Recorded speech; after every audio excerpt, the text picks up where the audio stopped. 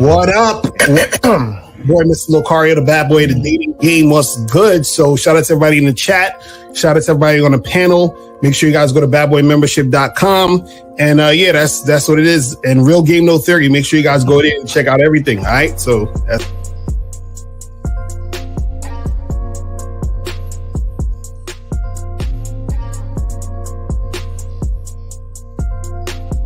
all right, guys, T.D. Williams, over 30 years in the motherfucking game. I'm not a part of a manosphere pill and all that other goofy ass shit they doing. So let's get it, guys. I got a question. Put a Q in there. If y'all want to call in, y'all got the number. We're going to chop it up. Let's get into it right now, gentlemen. Okay, we're talking. Anyway, I'm Coach EO, Mr. Champion Game. Good to be back with the fellas Sunday. Value for value. Call into the show. Don't, like Locario says, don't wait for the last 15 minutes to call in, because by then we're already ready to roll out. So anyway, good topic. Ready to spit some game. Let's do this. Look, real quick. So holla at your boy KZack20 on the YouTube front. Also on the gram at KZack20. Also, every Saturday at noon, the Manhood is a skill set show. Don't fuck with your.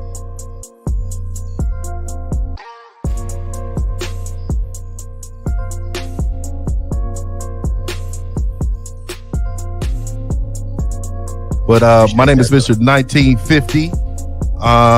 You know, I'm preparing you to prepare your woman to be a woman. Be a woman in your life. I am the last traditional man on the planet, and all I want to do is help you out. You can definitely contact me, Mr1950.com, Mr1950 YouTube, Silverback Lifestyle, Instagram. Just follow me, man. I mean, let's rock.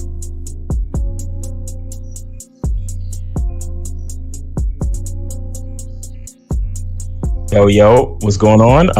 It's your boy Miles Cunningham. Shout out to the Bad Boy membership. Shout out to the Game Kings documentary. Respect to everybody on the panel. I really appreciate you guys being here. Appreciate being here with you guys. Let's spit this game because we know these guys need it.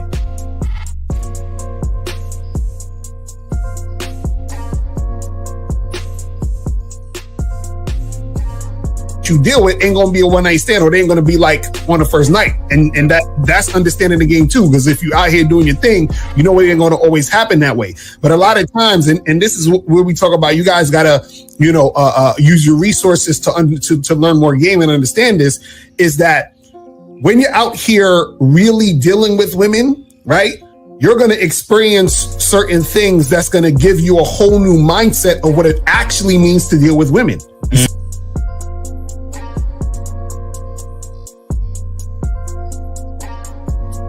You bitch! Man, how you missed the opportunity, dog? Yo, didn't she say that she wanted him to tell us some nasty shit? She ready. Oh my God, which means He sounded like she wanted him to. She wanted him to say some nasty shit.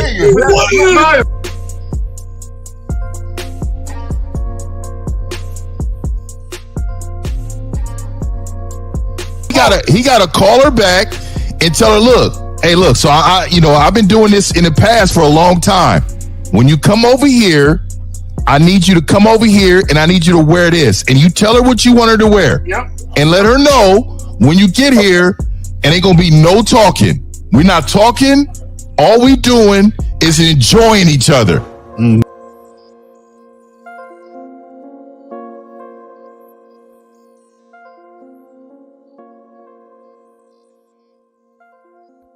it's like, why the fuck are y'all in these goddamn boyfriend-girlfriend relationships? What benefit is it bringing to you? Now, my thing is, like with the dude that was on earlier that had a chick living with him, she brought no value to that motherfucker. And all she cooked was some sloppy joe and some ramen noodles. So what, he could do that by himself. What he need that bitch for? Stop. You see what's happening right here? What's happening right here is you're letting your ego like fall in place with your dick. You can't do that. You have to separate that shit. You understand?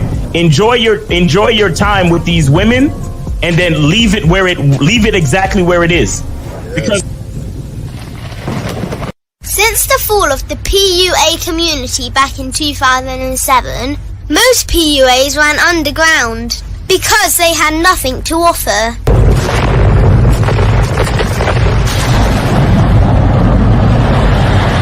The content creator has become the hero today, dedicated to one single objective: to declaw and defang any person who listens. They decided to join forces to create a cult, and never giving those who listen a solution. It's all about clothes, cars and money, deception and manipulation, indirect game, going your own way.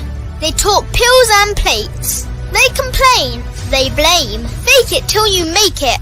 I just don't get it. A man doesn't need to lie to meet women. He just needs to learn how to spit flavour in her eyes and in her ears. Thanos broke down the game when he said, as long as there are those who remember what was, there will always be those who cannot accept what can be. Even in darkness, a man can find light. Sometimes the world doesn't need a group of fake heroes teaching lies. Sometimes the world needs a group of anti-heroes to bring balance, order, and truth to the game. It's time to summon the authentic players of the game.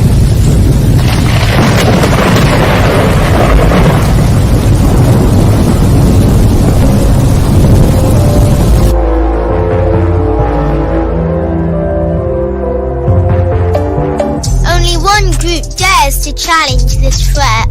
Gathered together from the cosmic regions of the streets, these anti-villains are hated because they put all the accountability on the man. They know the game will never be about women. They fight for every young man who is trying to learn their family name. Dedicated to truth, keeping it real and manhood. Get your notebooks out, ask questions, and call in. Don't just listen to the message, become the message. All right, we up, man. We up, Yo. man. What's good with everybody? All right, well let's roll it from the we'll bring in EO with EC back down. Let's go with Miles first in the game. Miles, Yo, mute. There you go. Yo, it's your boy Miles Cunningham. What's going on? What's going on? Happy Sunday to everybody, man. Let's go get it, man. Let's go get it. I ain't got nothing. I ain't got no more talking. We finished and we done. I ain't got no more talking. All right, E, what up? You got it, brother. Yo, good morning to you guys, man. Good to be back. Good topic today. Shout out to all the chat rooms. So every chat room in here. Shout out to all the moderators that always give us this help every time we go live. So, Mr. Champion Game, man, let's get it. Let's get it. What up? It's your boy, Mr. Lucario, the bad boy of the dating game. Shout out to everybody on the panel. Shout out to everybody in the chat. Shout out to all the moderators. Yeah, I'm ready. Let's go. Let's do it. All right, Steve Dean Williams, guys, y'all know what to do. As if you got a question, put a Q in there. And gentlemen, y'all want to call in, y'all got the number at the bottom. Zag. All right, real quick. Now, this type of title, busting niggas hate it, and women can't stand it. But when the truth gets spoken, you can't help but to listen to the shit. So we speak to this nigga. But let's get it, man. I love this shit. This is right up my alley, too. So let's do it. All right, 1950. What you got, brother? Man, what's going on, y'all? It's 1950, man. You know, sorry I'm late, but I'm late for a reason. Had to check something real quick. Anyways, Mr. 1950, if you want to change your lifestyle, live a traditional life, go ahead, hit me up, Mr1950.com, man. All right, let's get him over here checking traps. He's checking traps. Yeah, I had to check on some misinformation that was passed on that that you just can't allow as a man. You have to say something immediately. No doubt. Show or not, we got to say something. All right, man. Shout out real quick, Whiskey to Don, man. Shout out, watch you grow from living room videos to a boss office salute to EO and good shit. All right. Well, Zach, I mean, it's the topic. What you got? You got it, Zach. Nah, man. I just want man to understand at the end of the day, because I had an interesting conversation with some ladies the other day, and they wasn't really feeling what I was talking about. You know what I'm saying? And that was it's not about y'all. And they was like, oh, I'd be damn if a man gonna be the boss of me. And I'm like, then you're gonna be single then. You know what I'm saying? So look, now you don't gotta be single. You can deal with a dude who ain't shit, but you're gonna be miserable and you're gonna be fucking on a nigga like me on the side. But at the end of the day, what I want guys to understand is regardless of what women say, regardless of what society says you should conduct yourself or how you should conduct yourself as it relates to women, you are the guy that controls your own destiny. Okay, whatever you want out of life, whatever happiness, whatever joy you want out of life, you can get that. You just got to be the guy that can command respect from the women that you deal with. Because a lot of guys say, "Oh, I deserve a woman who's fine. I deserve this and I deserve that," but they don't do anything where a woman feels like I'm willing to give that to you. So you have to be the guy that delivers. Like EO says, value for value. Mm-hmm. So if you that guy, then you can sit back and be like, on my terms only. If you're not that guy, then you can't say that. So that's all I want to put to y'all, man. Y'all got it. No, that's facts. I would also say guys have to understand what their terms are. First of all, that's the thing. Like a lot of dudes don't even have any terms. You know what I mean? So it's kind of like they just go with the flow. The thing that they want, they're like, oh, I just want some sex. So they're willing to do any and everything for sex. And I've seen that a lot in these YouTube streets where dudes is like, well, I'll do anything and by any means necessary and whatever. So a lot of times what happens is that how are you going to get a woman on your terms if you don't have any terms and you're willing to do any and everything to get the girl? And then therefore, this is why a lot of guys have issues. I was on a Clubhouse room the other day because I be on Clubhouse like crazy. These dudes just talking about how it was like, yo, you ever had some pussy that was so good, even though she was crazy, you still kept coming back to her? And I was like, no. I don't do that. You understand? And they're like, nah, come on, bro, you lying, you capping. I'm like, no, I don't mess with, I can't even get my dick hard for a chick who's crazy. You understand what I'm saying? Like, it's a wrap. Like, as soon as I see she on some bullshit, we done. But it's like a lot of these dudes, because they have no terms, no standards or anything, they'll just go along with it. And, you know, that's why they end up in the situations they in. But before everybody else jump in, let me say something. You said something very important. You said the S word. You said standards. Mm-hmm. So when we talk about dealing with women on your terms, that's what we're talking about. We're just talking about men having principles and standards that you live your life by. So if you live your life by those same principles, standards, and goals and bylaws and guidelines, you expect anyone else that you invite into your life to adhere to that. You don't even got to be a woman. It could be your friends. It could be your family members, your coworkers. You have a certain standardized way that you move. And anyone else that moves or operates against the grain of what you got going on, you fucking dismiss them. It ain't that hard. Y'all got it. I was going. Go ahead, Miles. I'll go after you, bro. Go ahead. Yeah, I was going to say. It has a lot to do with. Well, here's the thing. It ends up being like really funny because it's so obvious that women have been lied to somewhere. Pick what you want. Pick whatever source in society you want, but women have been lied to. And the reason this is because and shout out to Whiskey to Don. He says just cuz. And then shout out to, there was another $5 super chat. He said salute this Sunday. All right. I didn't see the name. But what I want to say is women have obviously been lied to because the thing is that, guys talk all these different communities. They bring in these statistics and theories about how women are they're the 80% one. They're the ones that apply for divorce 80% of the time. You understand what I'm saying? The reason that is because a woman in the long term does not respect a man who doesn't have anything about him, who doesn't have any terms, like Lucario said. You understand? Somewhere they've been lied to think that, oh, well, I got to have this, I got to have that, and I need a man to fit into my schedule. When deep down, like I always tell y'all, and like I said, it's a beginning to a more complicated conversation, but bitches know they ain't shit. Understand? They think that they have all these things. Oh, well, I'm strong and I'm independent and I'm smart and I got my degrees and I got this and I got that. And I own several businesses and I make 6 figures. And what do you have? And what do you bring to the table? You understand what I'm saying? But then at the end of the day, they always lose respect for the nigga that don't have nothing going on. You understand? Because after a while, they hate the fact that they're the ones in charge. They hate the fact that they're the ones who have to come up with the terms and then enforce the terms. Right. Meanwhile, these weakling dudes they're thinking, oh, well, it's 50-50 and I have to do, I have to pay attention to my woman and, happy wife and happy life. And, I have to make sure that she's okay and meet her halfway and make sure that, I accommodate her and so on and so forth. And then they wonder why this bitch is filing for divorce. And he's looking, well, all I've ever been was a nice guy to you. And she's like, and she don't even know it, but she's like, that's exactly the fucking problem. That's why I have to leave you, because I'm not safe with you.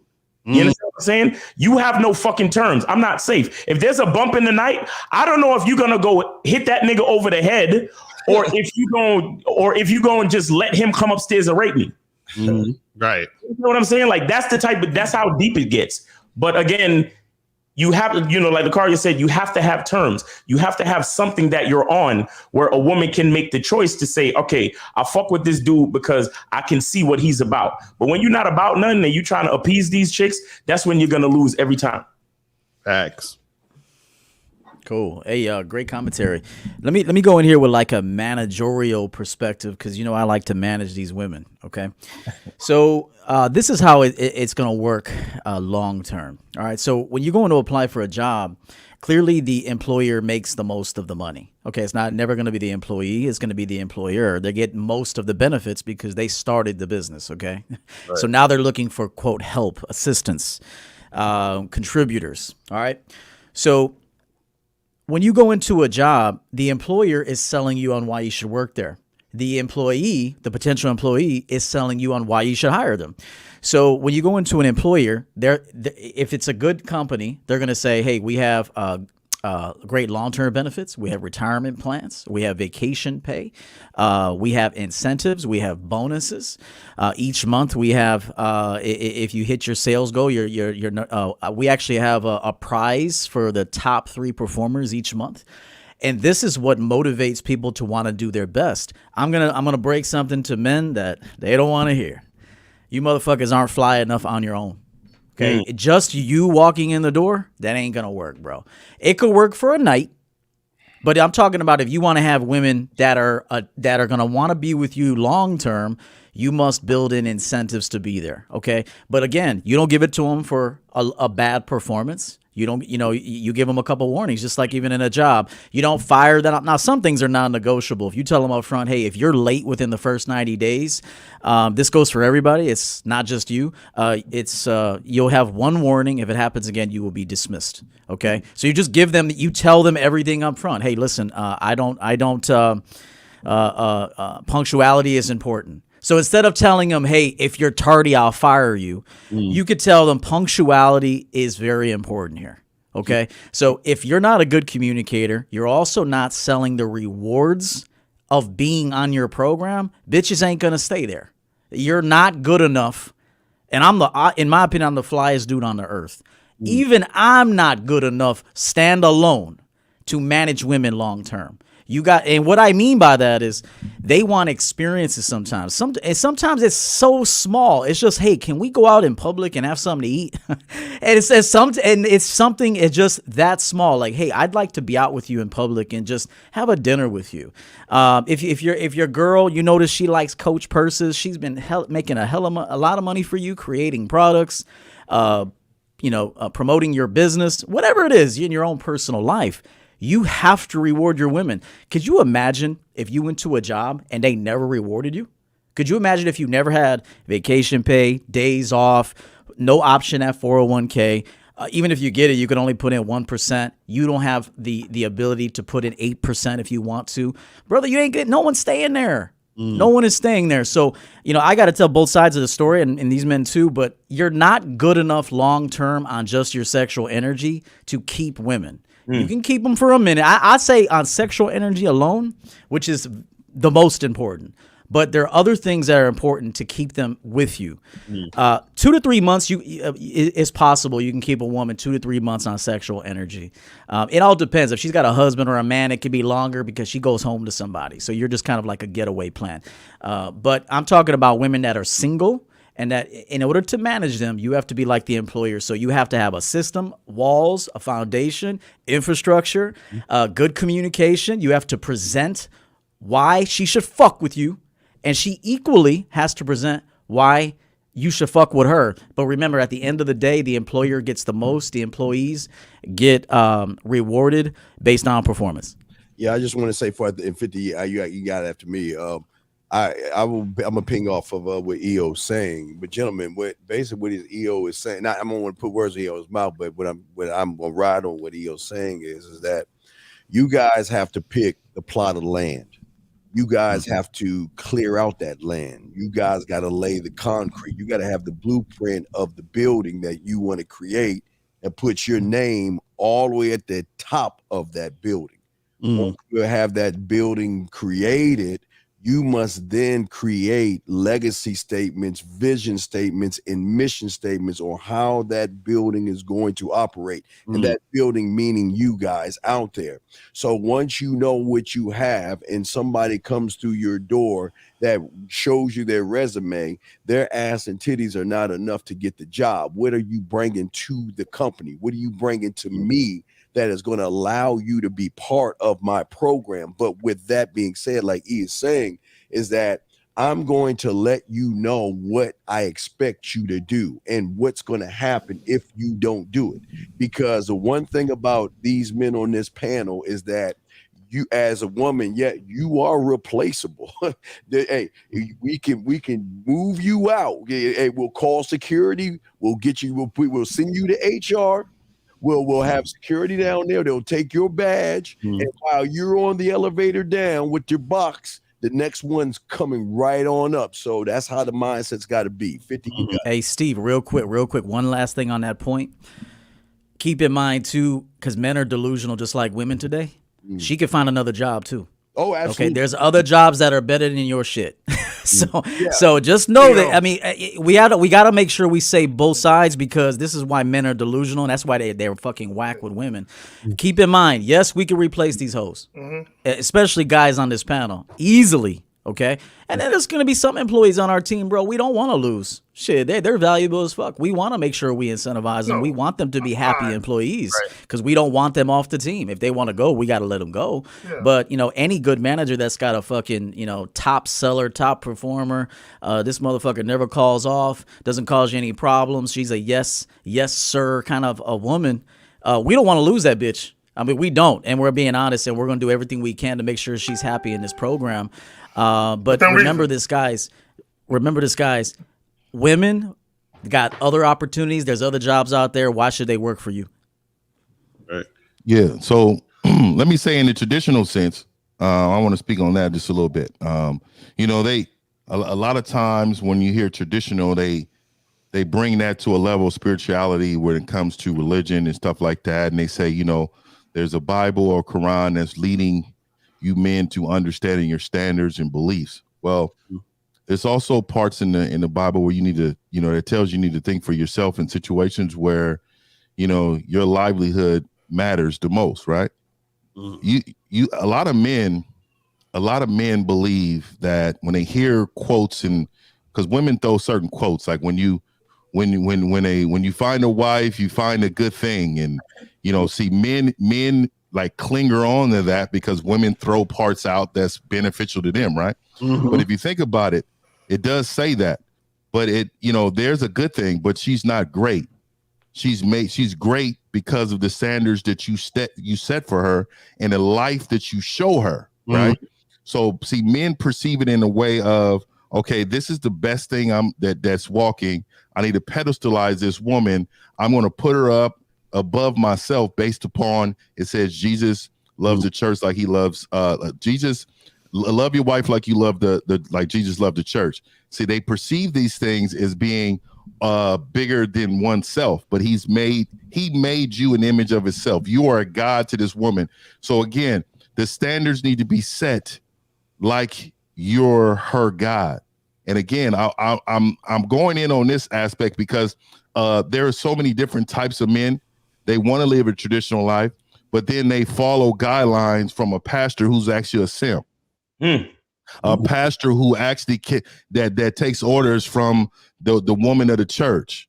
The pastor says, I'm getting in trouble if I stay out too late based upon the situation he may be in. These words being said that's not godly. Now we're talking about a man sitting on a podium telling you what to do, but he's a simp himself. Right. So again, I want you men to understand the standards that you create from your own basis need to be for the benefit and the leverage of you. You are the absolute prize in this woman's life. You are the absolute. Look here. I always tell men, we don't marry women. We're not in relationships with. They're in relationships with us. They're the legacy, our seeds, our leadership, our protection. Like, at what point? Why are we glorifying the help? And again, like, a lot of men don't understand when you're out in the dating environment that soon as you allow a woman to speak to you a way, soon as you allow a woman to act a certain way, and soon as you allow a woman to go outside your standards, you are saying to yourself, you don't love yourself enough to have it on your terms. Like, I again, men, follow your beliefs system that you create for yourself prior to entering any situation with a woman. Straight up. That's some real shit.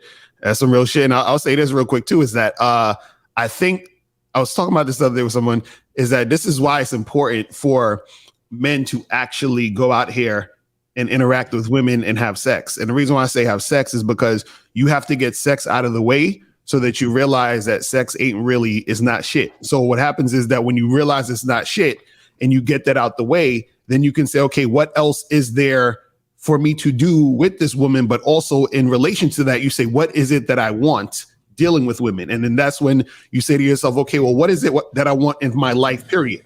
And then that trickles down to, what do I want to deal with women? And then that's how you're able to create the terms you have, not only for your own life, but for the women in your life. Because if you get sex out of the way, then that doesn't blind you. You see what I'm saying? A lot of guys are blinded by sex, and which is why they have no terms. You see what I'm saying? Because they haven't gotten past sex. You have to get past sex. A lot of guys haven't gotten past sex, because if you never been in a position where you've turned down sex in any capacity, then you haven't gotten past sex. And when I say turn down sex, that means that, there was a woman that literally wanted to have sex with you and you was like, nah, I'm good, because she was on some bullshit. Or it could have been a girl who disrespected you while you was trying to set up a date and you told her to kick rocks. But you know what I'm saying? Like, that's you turning it down, because you're like, well, I'm turning down the opportunity of that situation happening. So in any capacity, if you haven't ever turned down sex, you're still not past sex. And then therefore it's going to be hard for you to even get to the point of thinking about the terms that you want to have in the relationships you have with women. You see what I'm saying? I want to elaborate on what 1950 said, because I did a video about this a while back on my YouTube channel, and it goes the Bible verse, right? See, and I said the same. I said pretty much the same thing, 50, because a lot of people look at this phrase, the man who findeth a wife findeth a good thing and obtains favor from the Lord. Right. But in my eyes, the critical word in the passage is finds. See, the thing didn't, the proverb or the verse didn't say he who findeth a female to procreate with, or he who findeth a chick in these streets, or he who find him a bitch to fuck. You understand? He said wife. The Bible says wife, and you got to understand something. When you say wife, you have to understand that comes with a lot of different, a lot of different things that are required to create what's called a wife. You understand what I'm saying? Because a woman cannot be a wife unless she sees herself being with a husband, a man, somebody that's masculine. Just like with what EO was saying, he was like, well, yes, sometimes we have women on the team who we don't want to get rid of because they showed themselves to be valuable, right? But here's the thing. It's the value of the person, as well as the fact that you provided them an environment to be valuable in. Right. You know what I'm saying? Because there are a lot of women out there that are great women, but they won't work for you necessarily. They have value, but they won't work for you. Why? Because the environment that you might provide for them, they will not be able to thrive in. So you know, it's cool to recognize that, you know, there's a lot of special and beautiful things about women. But as men, we have to draw the line, and we have to be able to find the woman. And if you look at the word "find," it means that things have to be given meaning. Things have to be put in place, and all of those things that have to be given meaning and put in place has to be decided by you, the man.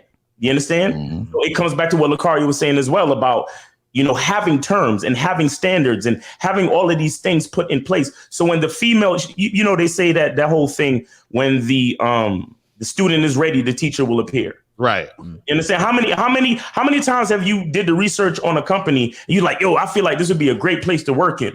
And then you go there and you on your probationary period and all you see is fucking office politics and bullshit. And you like, man, I can't wait to get the fuck up out of here and find me another job. Right. You know what I'm saying? Because it's not just what's going on inside you, or it's not just what's going on inside the female. It has a lot to do with the environment. It has a lot to do with the world that man creates for that woman. You understand? Which is why at the end of the day, even though we know women are special and they're vital to, you know, procreation and all these other things that we discuss, we're the ones that plant the seed. You understand? We're the ones that create the environment. We're the ones that create the protection. See, I give the woman a house and then she decorates it. She turns it into a home. But I have to be a man. I have to be a man who can actually provide a house in the first place, and then allow her to, you know, to run free in her femininity to create the home. You see what I'm saying? Real quick, and I want to piggyback really quick, Zach. I'm going to put this in there because he's absolute right. I find that men. See, it's one thing to appreciate the help, but there's another thing to glorifying the help. There's levels to it, and when you're glorifying the help, then what you're saying is the value is above what you're giving. Their value is above what you give that person.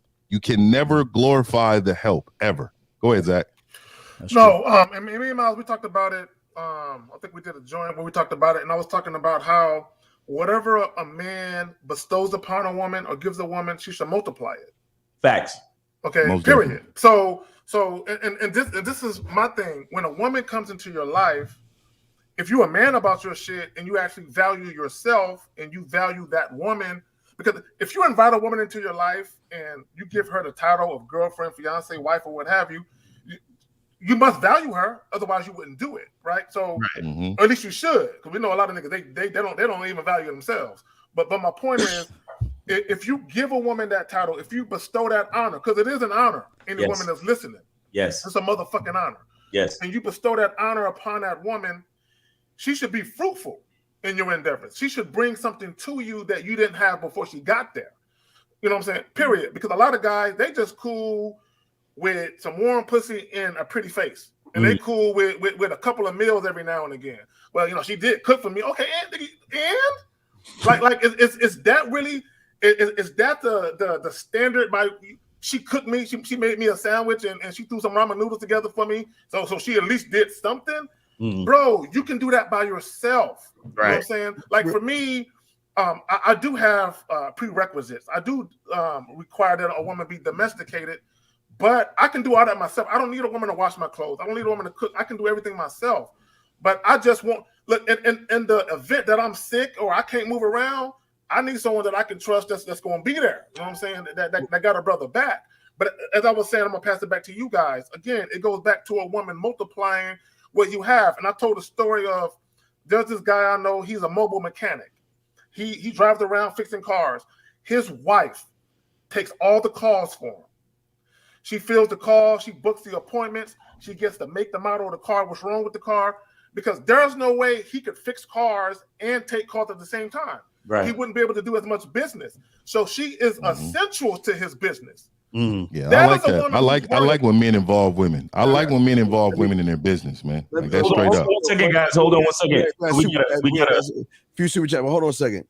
Adam, let me tell your fucking ass something before we get started. This stupid shit. Let me tell your bitch ass something. Why don't you shut your goddamn ass up and read what the fuck it says at the bottom? If you have a question, you put a Q in there, bitch. All right. Trying to sit there and try to tell us what the fuck we should be doing. Why don't you shut your goddamn ass up and listen? Now, with that being said, we got a few super chats that we got to answer real quick, gentlemen. But yeah, Adam, shut your ass up and call into the show, motherfucker. Come on, bitch. I'm sorry, guys. Here we go. Now, here we got two super chats here. Go ahead, gentlemen. All right, let me just read off the ones on the side. So Tom Anderson with the $10 super chat. He says many times the issue is not simply women not just wanting to not be governed over, but that they themselves want to govern, to control her fear of vulnerability, but getting time out of both of you. Okay. And we got that was terrible. We got Maxell Colonia with the $5 super chat. He said the Proverbs 31 woman. Oh shit! What happened to it? There it is. There you go. The Proverbs 31 woman she is molded or born. And then Carlos R with $5 super chat. He says this chick who lives far from me always contacts me when she's not dealing with anybody. It's like this. It's been like this for 4 years now. How do I solidify the side chick position? 4 years. Real game, no theory. Real quick. Okay, I just want to ask this guy. Motherfucker, ain't nothing we can tell him. 4 years and you ain't even hit? 4 years, ain't nothing we can tell him, Zach. Ain't nothing we can tell him, Zach. He needs way more than a small conversation. He's the side bitch. He don't realize that. Bro, shit, he's like the old man in a wheelchair. Shit, he's about that. He's like that dude. Hey, go back. Do me a favor if you can go back to the first guy. I just wanted to touch on something real quick that he asked or he said. The $10 super chat. Responsibilities. You talking about this one here? Yeah. So here's the thing. Every human being wants some level of control in their lives. I mean, this is being human. Okay. So again, I mean, I have to personally get away from the delusions because men have a lot of them too. So here's the thing. You're supposed to discover what she's good at and then help her become great at it and then let her be responsible for that. Okay. So because it's like these guys that get on their purpose. If the woman doesn't feel part of your purpose, she don't give a flying fuck about your purpose. Right. You have to give her value within the purpose. Okay. You have to. It's like a teacher, bro. It's like, hey, I ain't teaching, you're teaching. Okay. You're going to be teaching. I'm doing the big stuff. You're doing the smaller details, but I still have oversight over that. I come back and check your work. It's like a parent that says, okay, do your homework. Okay. So maybe you don't have time to sit there and do it with them. Okay. But then you go and check it back and say, okay, you got this one wrong. Let's discuss it. So that's what it means to be a man. So again, guys, you have to give. Every human being wants some level of control in their lives. Okay. And you have to give that to them because I'm telling you, it's going to backfire on you if you don't. And remember, delegating them responsibility is still leadership. I was gonna say that shit. You took delegating her a position and giving her freedom to be creative in that position is being the leader. Okay, and it makes her feel special. She feels like she's alive. She feels like she has purpose. She's not just a fucking slave that you tell her, go do this shit or get the fuck out. None of your women are going to like you. And also, I want to piggyback off that and say this too, is that the things that your woman is doing should really just align with what you want her to do. I think a lot of times what guys don't realize they're trying to force or trying to make it to where it's pulling teeth to get a woman to do something. What happens is, this is why we talk about cooperation. Cooperation actually means working with. So what happens is that if I say, hey, I'm doing A, B, and C, the women that I deal with should want to do A, B, and C. I don't have to necessarily make them do it. It's what they wanted to do anyway, but they just found the man, which is me, that also wants to do that. So she's like, oh, I like this guy's program, so I'm going to cooperate with him with the program. So you don't, it's essentially, you're not really doing anything. You're just basically giving. What you're doing is presenting. You're presenting. Right, exactly right. You're giving her the opportunity to live her truth with you. You see what I'm saying? That's what it is. So to piggyback off what wait, we got two super chat. We got 98. It's real game, no theory. Real game, no theory. That'll answer your question. And then we got one more super chat right here. Unique. My father passed away today. I'll come back after New Year. Stay safe, everyone. Damn, sorry to hear, our condolences. Our condolences. Man, my condolences, man. I'm sorry. That's crazy. Damn. Our condolences.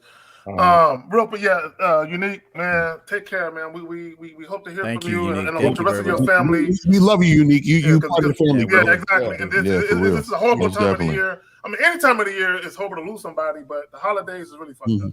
Yeah, man. Let me just piggyback off what EO, because EO kind of stole my thunder and shit. But we all on point, so we all have similar thoughts and pattern, but our pattern of the thought. And you know, as men, we have a vision.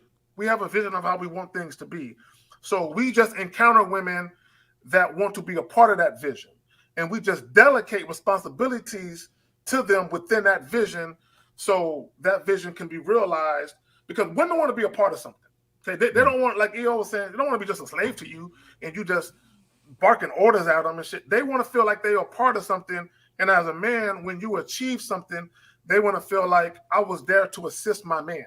You know, I was there to have his back. You know what I'm saying? I gave him words of encouragement, or I actually did physical work.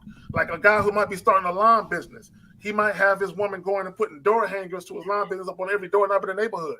She's participating in it. And women want to do that. But a lot of guys, you don't command respect, so women don't want to do that for you. But they'll do it for another guy. Just understand that you and that guy are not the same. So when we talk about women, you know, you're only dealing with women on your terms. You have to have principles, standards by which you live by, and a woman has to see that, and she wants to be a part of that situation. Like E always talk about living a dope life. She's like, damn, this motherfucker is on point. I really want to be a part of this situation. I think I can thrive. I think I can benefit this man and his glory, and I want to help him achieve his greatness. So just understand that, gentlemen. One more. Hey, and one last thing about that. I'll make it 10 seconds. I hear a lot of guys tell me, if I help this woman, I did a video the other day where I talked about you actually have to detach a woman from her prior persona before she met you, and then build her into the image or the persona that is best fit for the situation. Okay. And every man, if you're not doing this, you're going to lose your women. Okay. They won't respect you. So I had a guy hit me up on Instagram and say, yo, I did this, EO, and then she left 2 years ago. Okay, here's the thing. As long as the two of you have benefited during that tenure and it's over, best wishes to you, and go enjoy your life elsewhere. Like, you have to know this. Like, if you got a 10-year run with a woman and both of you enjoy the 10 years, yeah, some ups and downs, sure. I mean, nothing is perfect. But the two of you benefited from each other during the 10 years. This is why men get mad, because they didn't benefit much from the bitch. Okay. Right. If you actually benefit a lot from the woman because of your leadership, if she wants to leave, you don't feel bad, bro. The motherfucker made you about $100,000 at least. I mean, if you think about everything she did for you and everything you equally did as a great leader and boss to her and man, then you guys can depart knowing the two of you were an asset to one another. But it began and ended with you. So that's another reason why women leave relationships, is because the man don't leave the relationship. The man doesn't see that it has transpired and it needs to transition into a different direction. This is called life. And so if it's no longer working, but it once worked extremely well, you have to accept that and wish her well on her, whatever she decides to do from here. But it's not just like she's leaving you and now you're left with nothing. You're also heading in a new direction.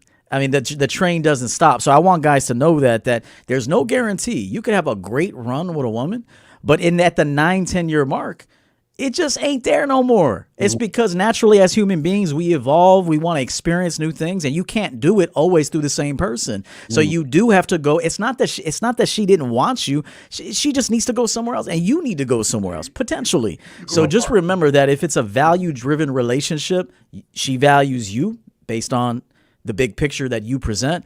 You value her based on the assets that she brings to the situation.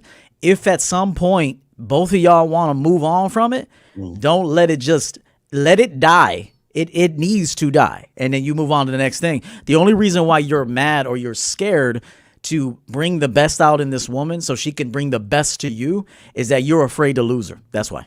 All right, real quick, we got 2 super chats. Carlos, real game, no theory, for your help. Eddie, here's yours. Always sharing true facts and become a real man, like the mentors say. Don't listen to the message, become the messenger. In the car, I think we have calls No calls yet. Okay, no calls Okay, yet. and guys, make sure you call up 516-387-1224. Do not, because we look about a 2-hour mark. We're out of here, so don't be trying to call at the last minute. Shout out to Let me throw this in there, and to kind of piggyback on what Eo was saying. When news broke that Steph Curry's mother, Sonia Curry, and his father Dale Curry was divorcing, I was telling people they had a successful marriage. Yeah, right.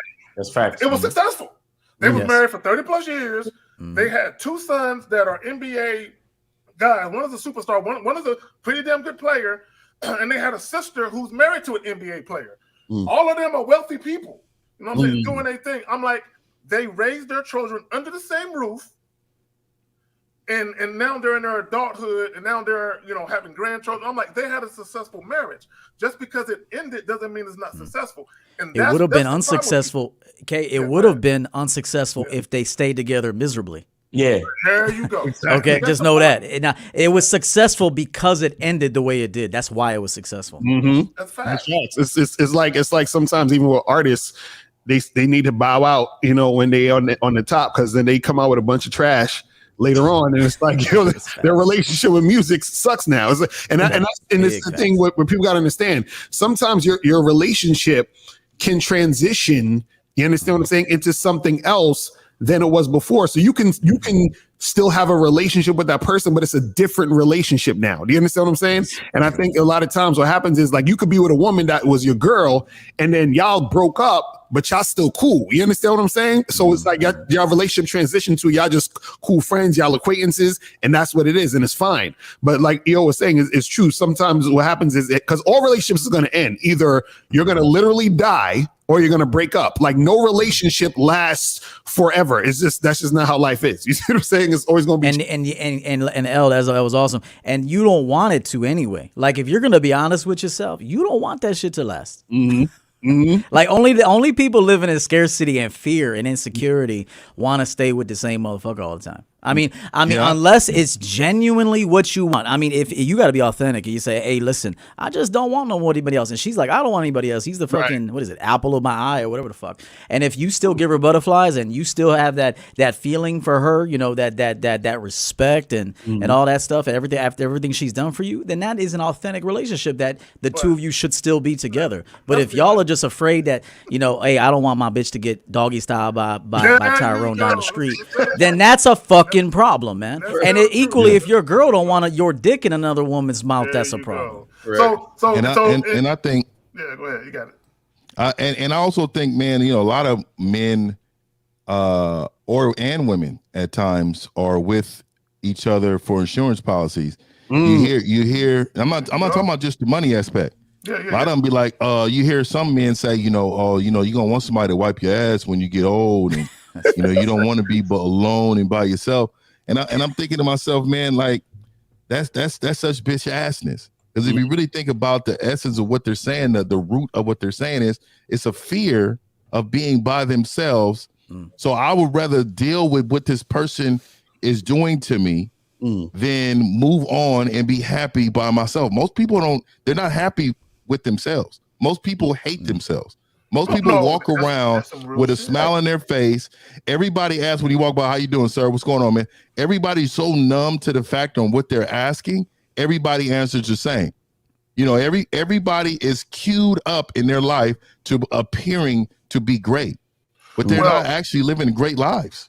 We got calls. Shout out for this $100 super chat real quick. I think we missed a couple of things. So Tunde Salusu, if I'm saying that correctly, thank you so much for the 100. And also Carlos R, there's a super chat here, and Unique, we got Unique. God damn. Let me read Carlos R's real quick.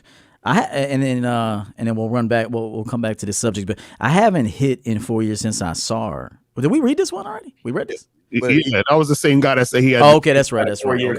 Yeah. Right, real quick, let me make this point before we take this call. Real quick, let me make this point. Here's the reality of it. On some Build-A-Bear shit, if you ask any man and any woman if they could build the perfect person they could be with, it wouldn't describe the person they're with right now. You know what I'm saying? Period. Everybody would be breaking up and be like, "I want that Build-A-Bear shit." Go ahead. I want that motherfucker there. Because if you could describe the person, they look how they look, they act how they act, and they're exactly how you want them to be, everybody would be leaving their motherfuckers and getting with some other shit. You know what I'm saying? So the reality of it is most people are in quote unquote good for now relationships until something else comes along that they think is better than what they currently have.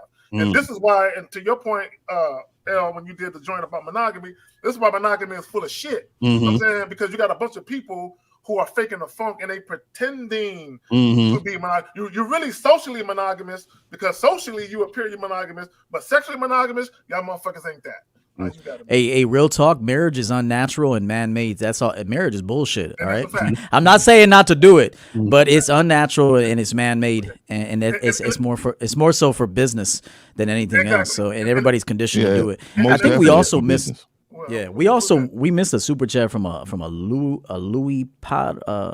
Oh no, we got Roman. We got that. Okay. All right, let's get the call. But let me say this: marriage is not ordained by God. Y'all been lied to. He ain't got shit to do with marriage. That's true. Anyway, y'all got That's true. All right, let's get these calls. Let's get these calls in, guys. All right, 704. You are on live with the Real Game No Theory panel. What's up? Hey, what's going on, fellas? Shout out to the panel. This is Coach Jay. I've been in the chat for a little while. Shout out to EO. Shout out to everybody. Everybody's spitting straight facts this morning. I wanted to comment on the whole marriage transition thing. Think about somebody like The Rock. The Rock was married to his wife. After a while, they divorced, and now this guy is the biggest name in Hollywood. She transitioned from a wife to a manager. She manages him now and manages his studio. There are many opportunities that a lot of guys miss because they get in their feelings and their emotions. The Rock was able to take that marriage, appreciate it for what it was, and allow it to transition to something that has put him in a much better space than he ever was in his life. So I just wanted to say that there are a lot of times that something needs to transition, but a lot of guys, because of their feelings, their emotions, their attachments, they do not allow it to take place. If you do, there is potentially something greater on the other side of that. I just wanted to say that. Shout out to everybody. I'm going to hang up now and go back into the chat. Jay, before you go, appreciate the cash out. Why don't you plug your channel real quick? He cut out. Oh, okay. All right. Yeah, he hung up. And that's it for now. Okay. I would agree to him. I would agree with that to a point too with the Rock situation. See, I view it, that's fine that she's in position to do that. But let's just say he was never a leader in that whole situation, like in the relationship. And then it comes to business, and she's like leading the charge for him. He's in society's eyes, he's a successful man based upon the money he brings in and who he is in the social media realm. But like in a relationship, how was he? Right? Was he leading his woman? Was he in control of this situation? Even in the business aspect, how could you do business with a person who has done foul things to you? Right. So we don't know what she did. Yeah, she may be in that position, but he may be too bitch to see it. You know what I mean? He may be too bitch to see it. So there's two sides to it. And I agree with what he said when it comes to, men being in their emotions, because I definitely agree with that. They miss out on opportunities based upon their emotions. A woman can't have value outside relationship. I always wonder why men be like, my ex, I don't never talk to her ass again. I be hearing like men say that. Like I've never had a situation where I'm in ever that bad standing with any human being, man. You know what I mean? Because I'm big fan. We got some chat questions. We got in the chat. They already have. Fellas, is it always a bad look if a married woman doesn't want to share the last name of her husband? Yes. Yeah, marry your father then. If you don't want this last name, marry your father. That's a very bad look. Out of here with that. Okay, it says this sounds like insecurity and rejecting her first, so she can't reject me. What's the difference between that and the concept you guys are trying to explain? What? I don't understand that one. I don't understand that question. Is he saying? I think you know what he's saying. He's saying that. I think he's saying like, if you, I guess, charge a chick to the game, it's like you're saying, well, I'm gonna reject her first before she reject me. What? That's not what we're talking about. We're not. Yeah. Because check this out. If an employer has an employee that just doesn't show up anymore, he don't give a fuck. Right. He's gonna hire somebody else. So then you got to think about it that way. Hey, look, people have a choice. If they just no call, no show, and they're like, hey, I don't want to work there anymore. I'm just gonna go, do something else, whatever. Sure, we might have a week where, you know, we have to fill a spot, it might cause us a little extra work. Now, I'm just thinking from a business standpoint, but there's no way that a boss gives a fuck if an employee just bounces out of the program. We don't care. We're going to replace it. And here's the problem, EO. And see, the person that asked that question, as a man, when you actually respect and value yourself, you realize when a person that you invited into your life is not valuing you. So you get rid of them. And then you replace them with people that value you. So what we're talking about is just that. We as men, because we value ourselves and respect ourselves, we recognize and realize when a person is not a good fit for what we got going on. Right. And before we get too far into the bullshit with it, you know what I'm saying? Because we actually respect ourselves and we don't give a fuck about a woman's beauty. We don't give a fuck about our pussy like that. We just dismiss her and replace her with someone that's a little more humble and appreciative of the spot. Simple as that. He said the opportune thing. He said, it sounds like insecurity to me. Of course, it sounds like that to you, because you have no idea what the fuck we're saying. So let's be clear. We got two more. So this one says, if you want to do something well, it's better to do it yourself, right? Instead of delegating tasks to a woman. Horrible. Horrible. You still don't get it. Okay, well, bro, this is what you don't understand, right? Is that if you're gonna, first of all, you're living your life, right? You're doing your thing. If you're doing big things, right? And you have a company, what company do you know that doesn't delegate tasks to their employees? You understand? That's how the company grows to bigger and better things if you want to do it that way. Now, second thing is, if you're going to be with a woman, right? And this is why I said you got to get past sex. I always say, if you're just with a woman and she's with you for an extended period of time and you spend a lot of time on her and all you're doing is fucking, then you're missing out. Because why is she there just fucking you and not contributing to other things in the situation? So if she's going to be there anyway, shouldn't she be actually doing something while she's there? You understand what I'm saying? It's just like when you have a person that you know that shit out of luck and they fucking like, you know, need to stay at your place for like a few months. I'm like, nigga, at least clean up or something, like wash the dishes. You got to do something. You can't just be sitting on the couch. Niggas always saying shit I was gonna say before. No, because I actually did a video talking about that shit. Can I explain what you explaining about inviting people into your crib? Right. And they don't do shit. And you got to tell them to do shit. Right. You don't want to tell them to do shit. You want them to just understand, nigga, do some shit on your own. Right. You know, and really, you have to show a woman how you want it done, because I might want pepper jack cheese on my sandwich, and she's about to put Swiss on that motherfucker. Right. So you got to tell her, like, hey, I don't like Swiss, I like pepper jack, and I like Sargento, to be specific, like that brand. like so you have to see, this comes back to men not knowing what the fuck they are. They don't know who they are. Yeah, right. 3 and make sure it was in that can of pop was in the refrigerator for only 20 minutes. I can see but real talk, you have to demonstrate to a woman how you like things, because they don't know, bro. I'm telling you, women today don't know how to do jack shit but put on a Victoria's Secret bra and some skinny jeans and walk into a bar and flip her hair around. Like she don't know how to do shit, this bro. motherfucker EO got a thermometer on a soda and shit. Like, hey. Yo, I was you got to be specific, otherwise they'll fuck it up, bro. You got to be specific. Bro, I was dating a woman that was a PhD. I told her to make me some chicken. I said, did you wash the chicken? She said, yes. I said, how did you wash the chicken? She said, soap and water. What do you mean? No, right. So we some bubble chicken, boy. I said, listen, the next time I'm gonna show you how to wash chicken. I'm like, Jesus Christ. So you have to show them how things is done. You do. Like I repeat, PhD. I repeat. Okay. Right, the boy 5'9" and 98. I'm gonna knock it out with two birds with one stone. First off, for both you guys, about an experience that y'all both are having in your things right here, is that this is why you need to go to Real Game, No Theory, and get with one of these guys, because if you don't have experience, you can't ask anybody over to your place. And if you don't know what experience is, you need to get on the panel with one of these men right here and get a coach so they can show you the steps you need to take to get experience, gentlemen. Okay, let me add this. What bothers me, and I understand everyone got questions, but y'all be coming with these elementary questions. Like, between all 6 of us, a lot of y'all have watched at least one of more of us to know the answer to that question.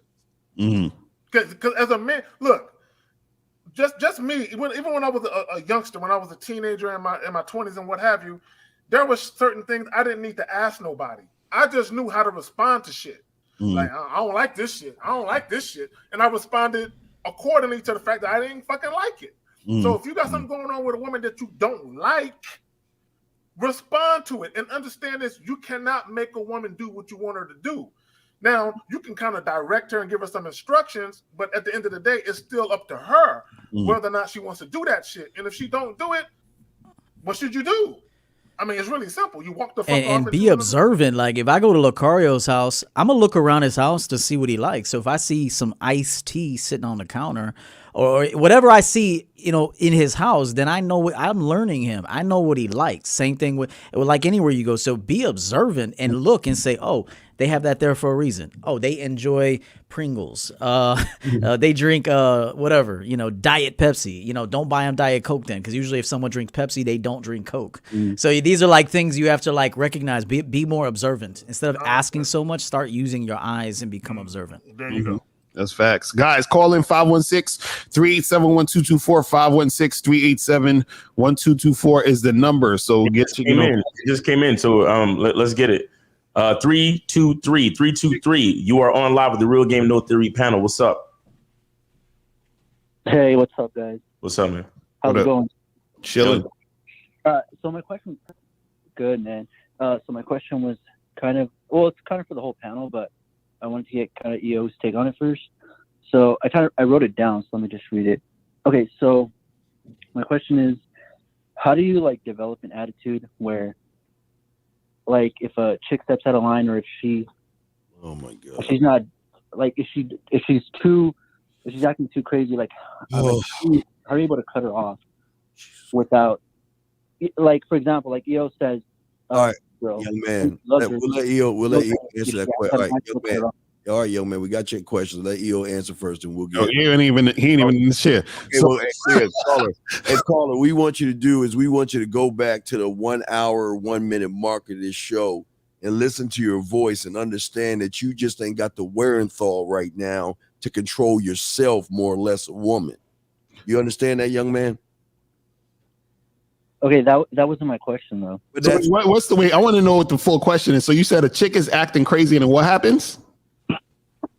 No, my question is, how do you develop the attitude where you're able to? Okay, all right, sir. You said, how do you develop it? How do you develop it? I'm giving you the answer, but you're trying to avoid the answer itself. How can you develop it if you ain't got no balls in any spine, big dog? Hold on, Steve. Now, to be fair to the caller, obviously EO is someone that he watches. So let's pose the question to you. And now, Steve, you're not wrong. You're absolutely right.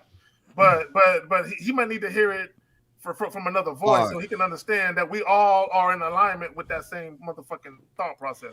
So this is the same guy that called in last week with the bipolar chick, right? No. I haven't called in for like a month. To be honest. Okay. What's your question again? Can you just briefly state the question? So my question is, okay, so you said multiple times that I know you're with your girl, but if she doesn't fall in line with whatever you're saying, you'd have a problem like cutting her off, even though you've been with her for a while. And so my thing is, sometimes like if I'm talking to a chick and then let's say we're talking for like a couple of days or like a week or 2 weeks and she's not acting right, like I know what I have to do, but it's still kind of like, and I might sound like a bitch for saying this, but I know what I have to do. Like I'll cut her off, but it's still let me finish. It's still kind of like fucking, it's gonna sound gay, but it kind of like still hurts inside. Oh God, stop! Yeah. And let Leo get after it. Let Leo get it. Hold on, real quick. Hold on. I know I sound like a bitch saying this, but sometimes it hurts inside. Get the fuck you talking about? Let Leo get it. I'll tell him this. I mean, if you want to hire me for coaching, you just go to the website and hire me, and I'll help you. A little bit more in depth. But you're the problem. Steve said this, and all the other men. It's not the women. It's you're the problem, bro. So I'm just gonna say that this is your problem. Look, it all depends. Like even like look, I tell SNO all the time, you're not new, so don't act new. Okay. So that's my line. She could tell you. I tell her that. I'm like, so anytime I see any slip, any slip, I'm gonna say, just remember, you're not new here, so don't act new, because you know what happens to new bitches. Okay. So yeah, go ahead. One thing, excuse me. Beyond the weight room, if you ever say anything disrespectful like that again, you're gone. Do not disrespect EO like that. You understand, motherfucker? Excuse me. I'm sorry. Don't you do that again, bitch. Oh, you gone. I'm sorry, EO. Please continue. Yeah, I didn't even see what he said. Well, no, I'm not going to show what he said. But yeah, it's okay. Yeah, I appreciate it. So it's one of those things where you have to expect new bitches to be a little bit rebellious. Okay, I do teach this, but at the same point though, you should have so many women that even their rebellion. There's an extent that you can allow it to go. I mean, like if it's mild shit testing, mild, like just trying to see if you're that dude, then you gotta hold on a minute. So, in the beginning, you have to expect as a man, she doesn't know me. She's used to sorry ass motherfuckers probably. And so she's not going to really be used to my energy. I mean, especially the way I am. So I have to give her a little bit of time, just a little. I'm not saying a lot. There's certain things she's automatically dismissed. But if it's little things like 5 minutes late, I mean, you're going to hear dudes on the internet say, if she's 5 minutes late, tell her the date's over. It's like, look, I mean, when she walks in, just say, hey, if she's a couple minutes late, if she's telling you I'm running a little bit late, when she comes in, you say something like, I see you put a little extra effort in for me tonight. I do appreciate that, but punctuality is important, okay, moving forward. So it's just being a good coach. But, like I say, and I'm no different. I tell SNO, she's listening right now. She's fucking working for me right now. I tell her all the time, you're not new here, and so don't act new. Hold on. Learn. Don't talk, learn. So you're in charge. You lead, she follows. If you notice women don't follow you, they don't want to follow you. The problem is with you, and I probably would have to coach you on a more extensive basis. Yeah, no, I understand that. My question was, let's say you said you call your check SNO, right? Let's say you're with her for, let's say, a year. Oh, okay, well, hold on. Call her. Hold on, real quick. Hold on, Steve. Call her. Do us a favor. This will work out a lot smoother if you do this. Just give us an exact situation that happened. Don't give us hypotheticals. Just tell us exactly what happened. Why you calling us? What happened to you recently that got you asking this question? Right. Okay, so I was talking to this one girl. We went out a couple of times. We did our thing. Like I smashed a couple of times, and just yesterday, she got out of work, and she's acting a little bit out of pocket, and so we were calling, and so we had a huge fight, and so basically, what's that look like? What's that look like when she's acting out of pocket? And what is a huge fight with a new bitch? I'm about to say that. New bitch. Let him finish his whole spiel real quick. What is out of pocket? Call her. Finish it. Yes, be specific.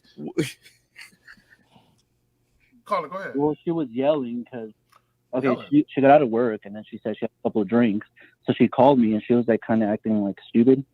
So I told her, don't call me when you're like somewhat tipsy. And then she got mad, and then she blocked me. But then this morning, she called me again, and I wait. Let me finish. God damn. Wait, hold the fuck up. Wait. Why didn't you talk to her the way you just talked to us? Facts! There you go. Why did you talk to her that way? Right. See, exactly. He's like, did he say, what do you mean? Hold on, call her. Hold that thought, because you're not the first to do this. There's a lot of guys that call up, and they got all this ballsy energy for dudes. But when it comes to women, all of a sudden y'all real moist and vaginal. It hurts inside. It hurts inside. I wanted to address that before the call was over on your mannerisms. We don't hurt inside. That's all like woman shit. That's what women say to each other. He hurt me. I have never been hurt in my life. That's cat. You've never been hurt in your life? Wow. No, you understand what I'm saying? I agree. Understand what I'm saying? I have never been hurt in my entire life. And for you guys to say the word cap, this is how y'all communicate with each other. This is vaginal, unmasculine, very unmasculine tone. This nigga pulling DC movie lines. What the fuck? Call her real quick. Call her. Hold on. Call her. Real quick. You're not. hold on, call it. To 50's point, me myself, I've never had my heart broke either. I've never been hurt. Ever. I've been irritated by some bitches, but I've never been like hurt, like in my room with the shades drawn in the dark, with the rocking back and forth. You know what I'm saying? Straight jacket. Motherfuckers, your boys got to check on you and shit. That's some bitch ass shit. None of that shit. The fact that you're saying that just shows. You know what? I said this a couple years ago. There's a difference between having your heart broken and having your ego broken. Okay, I think people misunderstand the difference between a heartbreak and an ego break. And so a lot of you guys actually aren't heartbroken. You're just not getting it to go the way you want it to go. Right. And caller, the reason why you're having these issues in the first place, caller, real quick. The reason why you're having these issues in the first place is because you're scared to lose the chick. You know what I'm saying? You're scared to lose her, so you're tiptoeing. No, Lucario. No, Lucario. That's not my thing. I'm not scared to lose her. Like, I'm not going to talk to her. Like, I don't fuck with her anymore. But my thing is, like, it's still kind of like, fuck, I lost a chick. That's ego. Exactly. That's what I'm saying. That's what I'm saying. Bro, let me say something. How do you lose a chick you never had? Hold on, because I'm done. Real quick. Let me explain something to you. The reason you understand, the reason why the woman is acting the way she's acting towards you is because from the beginning, don't think just because you hit that you winning. You understand what I'm saying? Fucking from the beginning, right? She can feel like all that. You see when you was like, this kind of hurts. Might sound kind of like a bitch or something. Like that energy, she sees that already, bro, from the beginning. That's what I'm trying to tell you. When you put the tip in. I don't care if I don't care if she doesn't fuck with me anymore. That's not my thing. You do care. Why are you calling us? Bro, you're not getting what we're saying. No, I'm calling.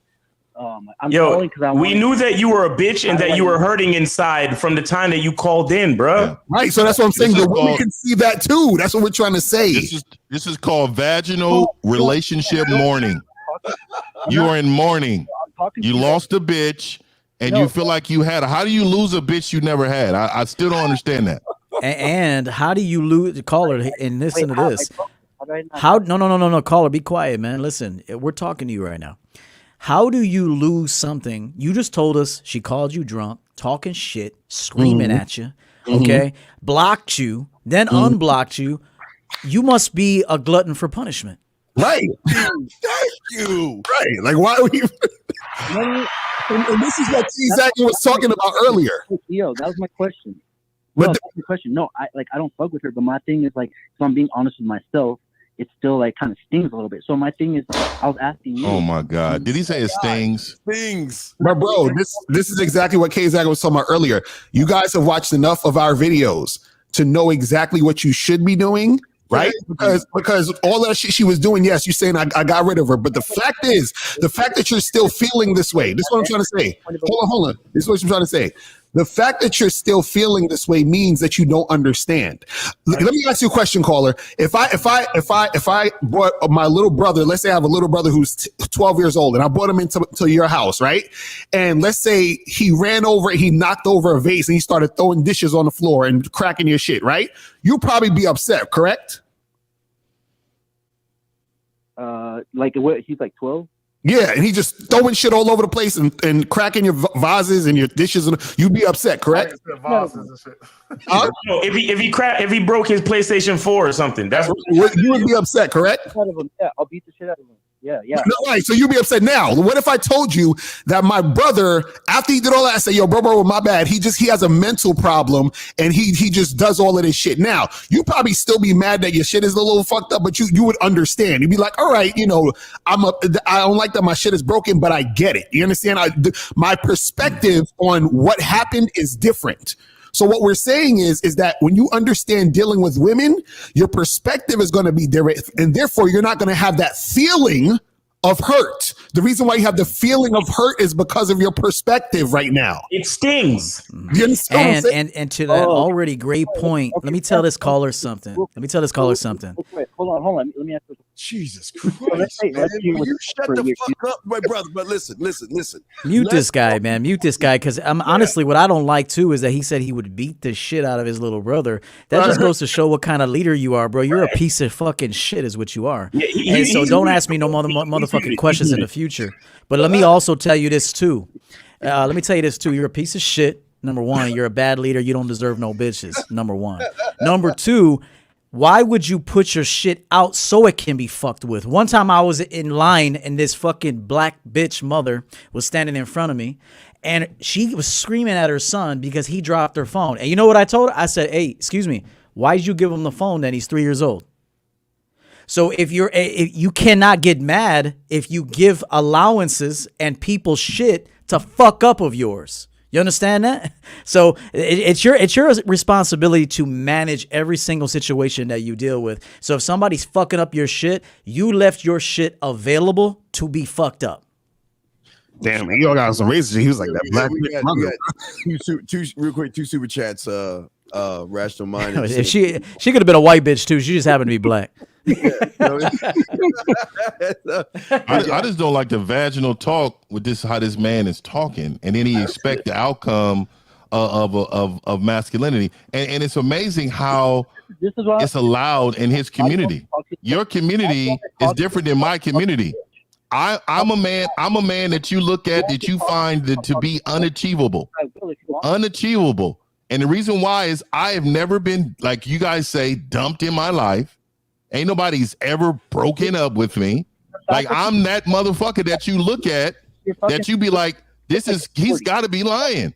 And this is what I'm saying. And another thing, before these softies in the chat room say I'm racist, brother, black women are bitches, white women are bitches, Asian bitches are bitches. Every single fucking woman on the planet is a bitch to me. Now, that's not a bitch to me, ain't a bad word.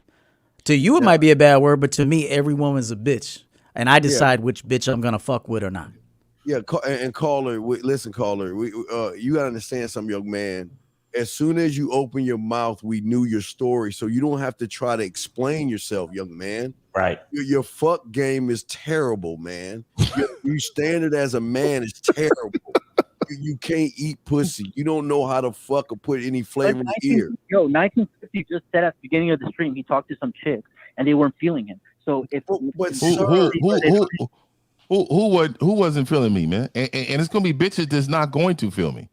And like I'm not for everybody. Yeah, but why do I give a fuck about that? You don't care. No, I am not for everybody.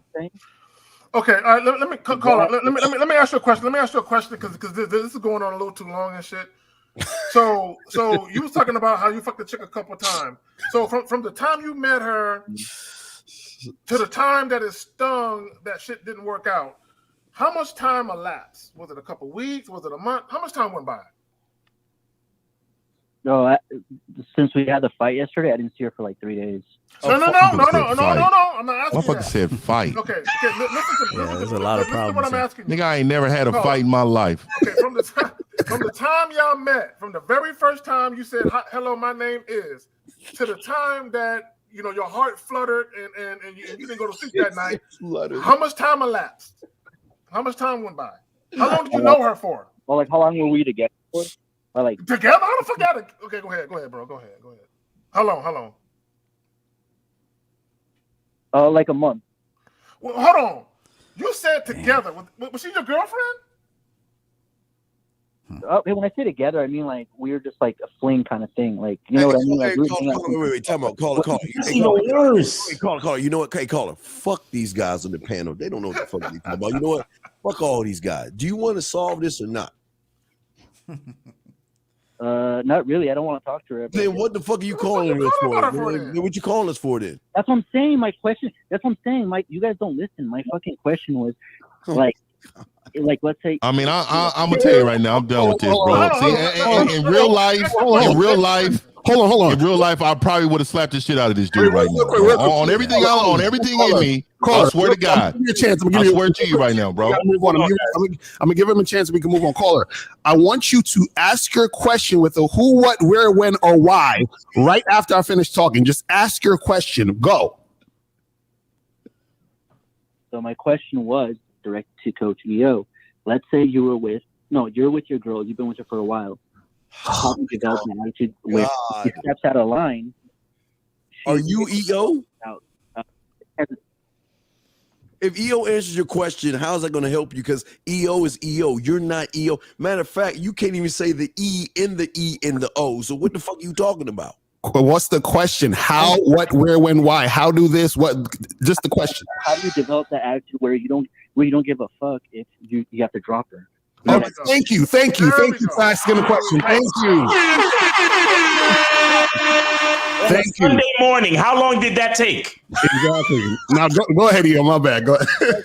I mean, when you value your time, your body, just everything about your life, when you value it, you're gonna look to get rid of women.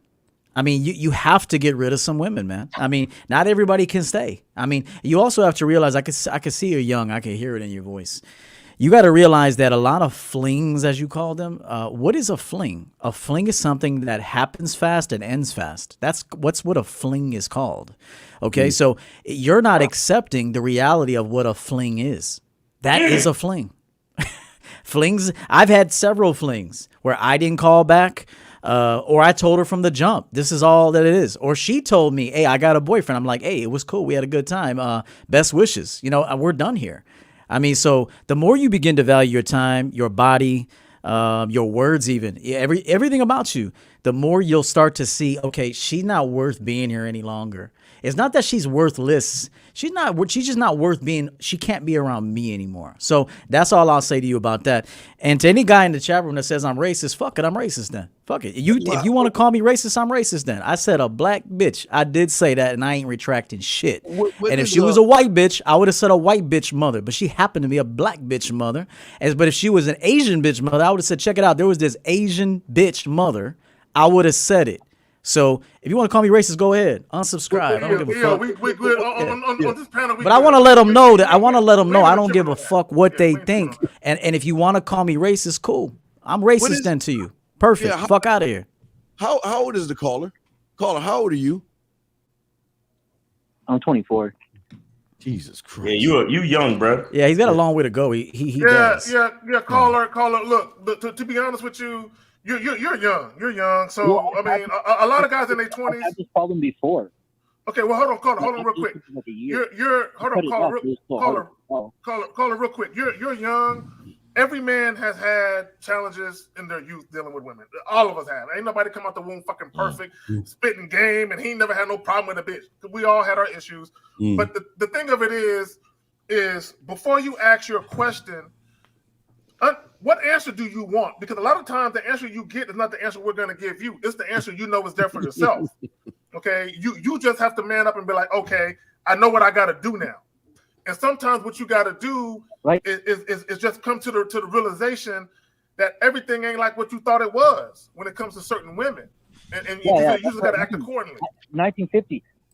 I know what you mean, and that's what I'm saying. But that's what I'm calling.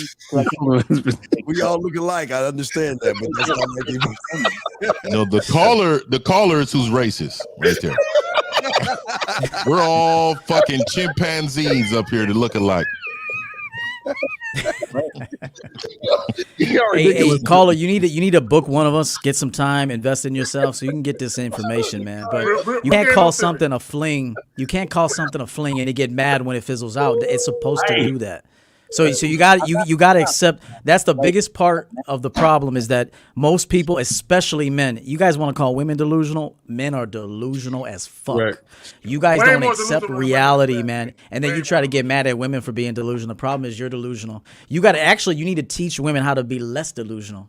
That's the truth. A man with game and understands life and is tapped into what the realities of life teaches women how to have more sense and logic about herself. I've taught a lot of women to actually be more sensible. And if you were to talk to them now versus 2 years ago when they spent some time with me, they're different people now. And so just remember that. You got to face the realities of life. A fling is a fling. It's going to fizzle out. A long-term potential relationship requires maintenance, and that thing could go longer. But it begins and ends with you. So that's all I'll tell them. All right. So any more callers? Will you be able to cut it off if you have to? God damn it, man. Why don't you cut off? Yes, man. Yes. We need to cut you off now. Okay, we got to cut you off now. Nah, that's the thing. We ain't got no more calls, man. Let me just say this. To all the guys. Last thing. When I was saying 1950, I meant the guy with the beanie. Sorry about that. I wasn't talking about the good. The color guy with the beanie. That's exactly. It's all good. I ain't tripping, nigga. It's all good. Don't worry about it. Exactly. And the fact that he called you the wrong name, does it sting? Are you hurting inside? Not at all. That's cap. That's cap. Damn it! Don't tell him the truth. Hold on, it's a cheer. Hold on. There are two guys with beanies on, sir. Two men have beanies on. Not cardio. I'm popular cardio. Which? I'm subscribed to you. I fuck with you. Look, caller. I'm not. Look, here's the reality of it, and it goes back, caller. It goes back to the title of the joint, right? Only deal with women on your terms. That's. I mean, it gets no simpler than that. He doesn't have any terms. That's the problem. That's the problem. He doesn't have any terms. He doesn't have a fuck game. He has nothing. That's why I cut her off. That's why she called me this morning. I didn't pick up and they blocked her. Oh, brother. Hey, but you're doing it from an emotional position, though. You're emotional about it, though. You're emotional. See, caller. The whole point that we're trying to get you to. We're humans. Caller, hold on real quick. We're humans? Caller, hold on. Bro. Caller. Stop, see, you're doing too much talking. Caller. Mute this motherfucker. We're humans. Okay, this is the point. See, when we tell you guys, hey, if women ain't acting right, get rid of them or charge them. We're not telling you to be emotional about it. You motherfuckers is emotional about it. Y'all in y'all feelings. Y'all done lost your appetite. You know what I'm saying? You all constipated. You can't shit right. I mean, y'all going through changes in your life behind the bitch. Stool softeners and shit. Exactly. Okay, we're not telling you to be emotional about it. We telling you, because the only chick you should be emotional about is your mama, your cousin, your daughter, your sister, or a chick that's your woman. You know shit, not even them, bro. Not even them. Not even them. Fuck that. That's why these dudes are going crazy over the black bitch mother comment, bro. Hey, she could have been any color. She just was black that day. Who the fuck cares? All women are bitches, bro, and all women lack training, and all women are uncivilized, and they need a fucking man to show them how to live, bro. That's the truth, and you can't accept it. That's on you. Don't worry about that shit. Caller, the reason why K Zaggin is talking to you, gotta listen, because we trying to avoid you doing the shit he was doing when he was there. So first of all, that was a one-time thing. Let's be clear. That was a one-time isolated incident. What the fuck that was. It was not habitual on my part. Hey, Zag, did you actually see something in there though? No, bro. You see no activity and shit. That's that voyeur, boy. That voyeur.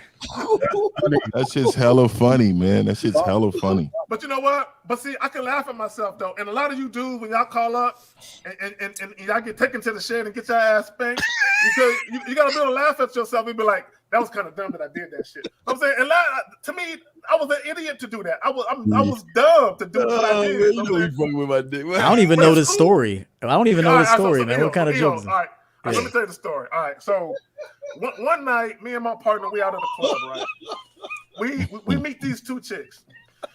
We end up going back. The chick that he met was a white chick. I'm talking racist shit now. Okay, and so I'm defining what happened. The chick he met was white. The chick I met was black. The chicks were friends. We're friends. The black chick had her own crib, right? Now I'm in my early 20s. I'm 23, 22, some shit like that.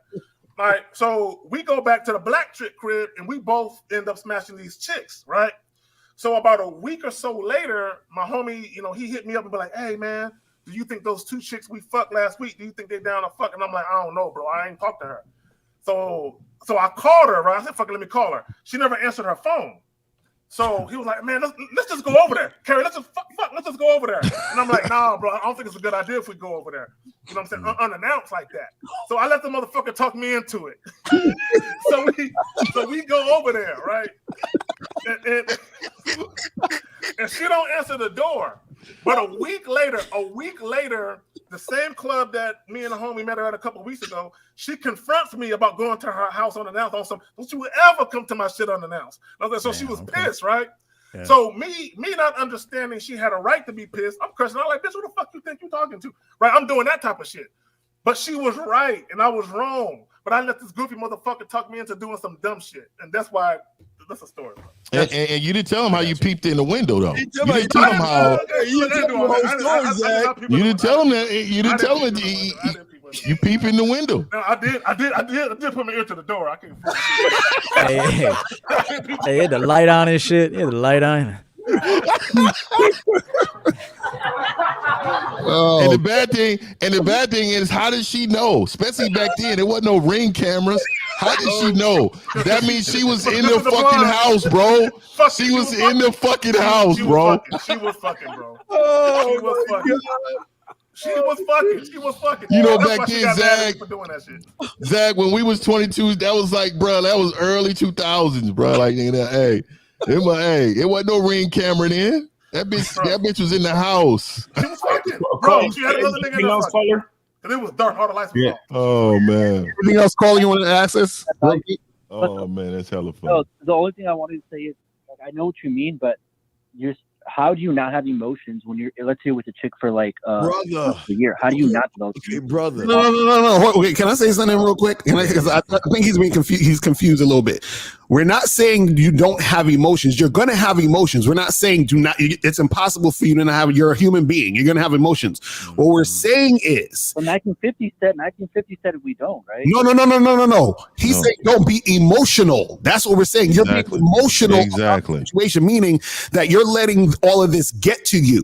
Do you understand what I'm saying? So if you're in a situation where you're fucking with a chick, you're like, I kind of like this girl, she was cool. You're gonna be like, all right, well, you know what? Fuck it. She's on some bullshit. I gotta move on from her. I gotta let her go. Because me being a man and me standing on my principles and me having my terms and my values is more important than her. If you understand that throughout your life and how you deal with women, then you're not going to be emotional when women do the things they do. Right now, you don't understand that because you don't have any terms or standards or principles you stand on. And therefore, this is why you're getting emotional. That's what we're trying to say. So what we're trying to say is no matter what a woman does should be of no consequence to you because you're looking at it from the out. You're looking at it like, okay, you're just watching what she's doing, but it doesn't affect you in any way because you're not attaching your sense of well-being, your happiness to her at all ever. So no matter what she does, it doesn't matter. All you know is that based off of what she does, you say, okay, I'm going to move this way or I'm going to move that way based off of me deciding what to do with her. That's what we're saying. Oh, wait, hold on. Caller, go ahead. Say what you said. You're telling me, go ahead. let's say you're with a bitch for a year. You're able to do that after. Let's say you're with her for a year. You're able to still do that after a year. Yeah. Okay, here's the difference. You're not really doing anything in that year. Like here's the thing. The truth is, a lot of people get together and they're counting days and they're looking at the calendar and shit. But nothing really substantial happened during that time. Like nothing. You weren't really managing it well. It's just you guys just happened to be together for a year. Mm-hmm. And here's another thing you got to understand about being a real man. Your entire life is emotional, to be honest with you. But it's about everything is an emotion, a feeling, to not in your feelings, but it's a feeling. Okay, understand this. There were times in my life that I said I was talking to a female that I knew I could smash, but I had to have an inner conversation with myself, and I said, now I could see she ain't ready for what I'm ready for, but if I lie to her, I'll get it faster. Okay, here, real talk. Check this out. Right. And then I said, but I'm not going to be able to look in the mirror at myself knowing the man that I've decided to be if I lie to her. So I had to go, live my life without fucking her to maintain my manhood, which actually was emotional to me. Not crying emotional, not lie, but it was a feeling that I had to embrace in the moment. It was like, all right, I could lie to this bitch, sell her a dream, get her to feel comfortable in a synthetic way, in a lying ass way, lose my balls, lose my manhood, fuck her, then and then it ain't gonna work out anyway. It's not gonna work out. Or I could just see that she's not ready for what I want in the way I want it, tell her the truth, and I don't have her anyway. So, but was it emotional for me to not get the pussy? To some extent, yeah, because if you're going to lie to yourself, you want to smash this motherfucker. But at the end of the day, I could go home and say, hey, you know what? I got other bitches around. I'm not going to do it in that fashion. So everything is a feeling. Everything is emotional. You have to decide, though, what, as we say, what is it on your terms, your standards, your principles. So that's the way it's got to be. Yeah, but here's the $1,000,000 question, caller.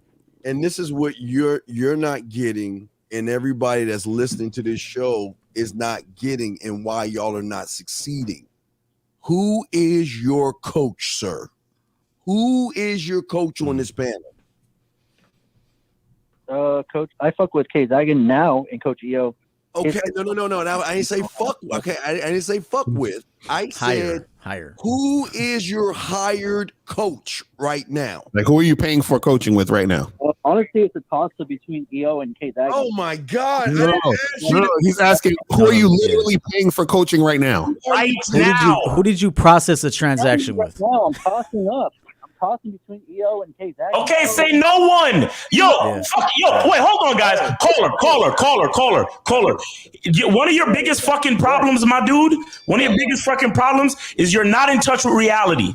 We're asking you a direct fucking question. We ask you, who are you getting coaching from right now? And you're saying, oh, I'm tossing it up. No, the answer is no one right now. That's the answer, okay? All right. He's using a lot of vaginal words too, like tossing it up. I didn't know it was that way, bro. Caller, let's do this, fam. So when you get a moment, once you get off the call, go to Real Game No Theory, check That's all it. this out. If you're fucking with me and the homie EO, go to each one of our YouTube channels, our websites, and whatever you think is the best fit for you, then make that decision. I don't care because you're in good hands either way. You know what I'm saying? Yeah, So and I agree too, man. I it don't matter who it is, man. You need help from somebody. But caller, I'm going to use caller. You're a great analogy for the guys that's in this room. Facts. Everyone in this room, you are this caller. I'm sorry, I hate to tell you, that 98% of you guys are this caller. Now, I'll give him credit. He's on here taking these hits. Well, we please. That was a comment, dog. It wasn't no fucking period, bro. Shut the fuck up. Now, what I was saying is that all you guys that are listening are this caller. Someone that doesn't know what the fuck he's doing. He doesn't know where he's going, and he needs help, and he chooses not to. And has a lot of mommy in him. Has a lot of mommy in him. Lot of mommy in him. Lot of mommy in him. Lot of it. So, real quick, did we get to all the super chats? Did we get all? Did we cover all the super chats? I think we covered them all. Yeah. Did you say what do we mean by mommy? Yeah, what do you mean by mom? Oh my God. So let me explain. Let me explain that really quick because some people may have the same question. So having a lot of mommy in you means women lead with emotion. Men lead off of logic and instinct, right? We understand what we're supposed to be doing in life. Women are leading by emotion. So when you lead by emotion, what is that? When they say things like, "Oh, he's wearing his heart on his sleeve," that's bitch assness. We don't do none of that. So what I'm saying to you is when you're talking about like 80% of this call was about feelings and how you felt. Right. It had nothing to really do with logical thinking. Mm-hmm. You can, if you think logically on your benefit in life, you probably can answer 100% of your questions. Mm-hmm. Do you understand now?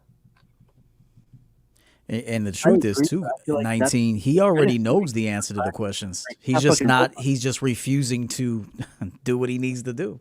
He knows what he's supposed to be doing. Right. Because caller, think about this.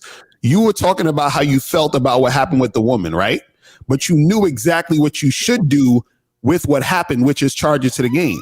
You understand what I'm saying? So now that you know the charges to the game, which it sound like you did, why are you still worried about how you felt? Because see, the thing is, how you feel doesn't necessarily matter. The whole call was about. I was trying to confirm that. Am I the only one who feels this type of way, or do you guys also feel this way when you break it off? Why do you care what we feel? No, that's what we're trying to say. The feeling doesn't really matter at the end of the day. That's what we're trying to say. That's what we're saying. So the main part of why you're even calling doesn't matter. That's the answer. You understand what I'm saying? All that matters is what needs to be. Caller, listen, caller, listen. Here's another thing I think you need to understand. You have to understand something. Emotions are temporary. Mm-hmm. Decisions take you to the next phase. Right. So the only thing that truly matters is what you do with the emotion. It doesn't matter about necessarily the emotion itself. It's what you do with the emotion. Now, a dude like you'll sit there and be like, "Oh my God, it stings." Guys like us, we won't even think about it because we're on to the next chick. We don't have time to process emotions because we're on to the next thing because we're focused ultimately on what we want. We're not focused on each individual emotion with each individual chick. You understand that? Right. And a lot of times your emotions are based off of what you believe. So a lot of it is that you believe a certain thing about what it means to deal with women. And that's what's getting you emotional. Right. You see Let me ask you two Yeah, it's your delusions that are causing the high emotions. I mean, it's natural to have some feelings. You wouldn't be alive. Your brain wouldn't be functioning if you didn't have feelings. Okay, feelings and emotions are different things. Feelings and emotions, but also as a man, as you get more experience, you can forecast breakups. Like you could begin to see little things happening, and you're already. And I'm going to say this word for the sake of teaching, preparing yourself for the breakup. Okay. You already see things are turning, and that could be because, maybe she found somebody else. Maybe, there's a lot of different variables as to why. It could be a lack of leadership. It could be that you're showing some feminine energy and she's losing attraction to you, which is what I coach a lot of guys. But you got to understand that you got to have the ability to forecast a severance somewhere, and that way you're slowly you're acclimating to it being over before it's over. That way, when it's over, you're cool. The problem is that's why these crime of passion happens, is because it's like you guys deluded yourself so far, you ignored the reality, and then when the reality hits you in the face, now you're choking a bitch. You can't do that. So right, real quick, caller. Do you care if you step on an ant? Do you care about the ant's feelings and shit, or what the ant is thinking? I don't care about a fucking ant. Right, you don't care about an ant because you're not the ant, right? This guy's a piece of shit down below, man. Down below, he's a piece of shit. You care about the leaf falling off the tree and landing on the ground. You care about that because you're not the leaf, right? No. So then why do you care what we men wait, then why do you care what we men think when you're not a man? Why do you care? And why Let me make it clear for everyone watching. This white cracker is a piece of shit. Okay, I just want you to know that this white man currently at this moment in his life doesn't mean he'll always be a piece of shit. But he's saying it so clearly. I would have beat my little brother's ass. I don't give a fuck about an ant. Brother, you a selfish motherfucker, bro, and you're not going to be good in the game. You keep being this selfish. Remember that. You understand that? Okay, we got two super chats. We got Rapper Geek and also Abdul. Okay, Rapper Geek. Let's go to Rapper Geek. Goodbye, caller. Goodbye. Go with your coach, brother. Get the fuck off the phone now. All right, go ahead, Rapper Geek. So he said, shout out to the panel for making these callers uncomfortable. You can't keep your current mindset and learn what you need to learn. And we had another super chat, and he said, Abdul Aces, appreciate this Sunday sermon from y'all. Been watching the last few episodes, straight fire. Keep up the good work, fellas. Hashtag ism. I appreciate the super chats, people. Okay. Let me add this. Wait, guys, real quick, guys, call in 516-387-1224, 516-387-1224. Call in, guys. Okay, right. No, what EO was saying, when you can kind of forecast a breakup, is astute observation. You see shit before it happens. Right. And I did a video recently where I could tell a woman about to do some goofy shit. I know when women about to fuck up. I can tell. You know what I'm saying? Because it's a pattern. And once you've dealt with enough women, and it's not about being the smartest motherfucker in the room. It's about being an astute observer, one, but also you just understanding people and you understanding yourself so much that you just see shit. And you can see shit about to happen. And you be like, oh, this shit is about to happen. I can tell. Or, this chick is about to do some goofy shit. I can tell. And you can just tell just how people move, that they're about to make a move that you might not be cool with. You know what I'm saying? You can just tell. But a lot of you guys, you're so caught up in this romanticism of what you think love is and soulmates and soul ties and all that goofy shit. You're so wrapped up in that you, like somebody said it earlier, I forgot, I think maybe it was Miles or somebody, the red flags. Because you see them. Whenever red flags come, everybody sees red flags. But what you guys do, you look at the balance and the ratio. Well, the good part outweighs the bad part. It's by this much, so I'm going to roll with the good shit. Right. And the bad shit right there staring you in your face. And then when shit happens, you're like, but what happened? It was all good just a week ago. And it's like, because you saw the shit because you were so caught up in, well, maybe she just had a bad day at work. Or maybe she had a bad childhood. Or maybe it was that dude that did her dirty and broke her heart. That's why she is this way. No, she's that way I mean, that might have a little to do with it. But when women trip on you, it's because they don't fucking respect you. It's more you than them. And you're not asking questions to allow her to vent to you. Like, this is real talk. Like, women need to vent. And this is why they go to beta males and simps, is because they will be, like Steve says, the shoulder to cry on. So you're not going to be it in that sense, but you already know to ask your girl questions about her day. So tell me what happened in a meeting today. You have to allow her that time to express herself. This is actually how you're going to get what you want faster from her, by letting her actually exhaust through a lot of those emotions. See, this is what guys don't fucking know. And this is why I have to be in this motherfucking game to teach you this shit, is that you have to ask your woman questions. See, the problem is you wait for her to explode on you because you didn't ask her any questions. Okay. You have to ask her questions to allow her to funnel all that energy, to exhaust that. Afterwards, you about to get your dick sucked, bruh. You have to do this. Right. That's some real shit. And another thing, real last thing, I called that guy a piece of shit to save him. He needed to be called up. He is a piece of shit. He's a piece of shit, and I did that so he can evaluate himself. So right now he's a piece of shit. Next time he calls back, he got a choice. Maybe you're not a piece of shit anymore. If you get a coach, he get his ass a coach. He was just hella emotional for me. He was hella emotional. Like, you could tell that he had no father in his life or no strong male role model or mentor to tell him what he was doing and how he was moving was like a female. Right. And when a female looks in the mirror and sees herself when she's looking at you, that tells her right there that that's how she's going to get in the ring with you. She's gonna be yelling at you. She's gonna be disrespectful. She's gonna be doing those things. And see, he don't understand that because that's what he's giving off every time he talks.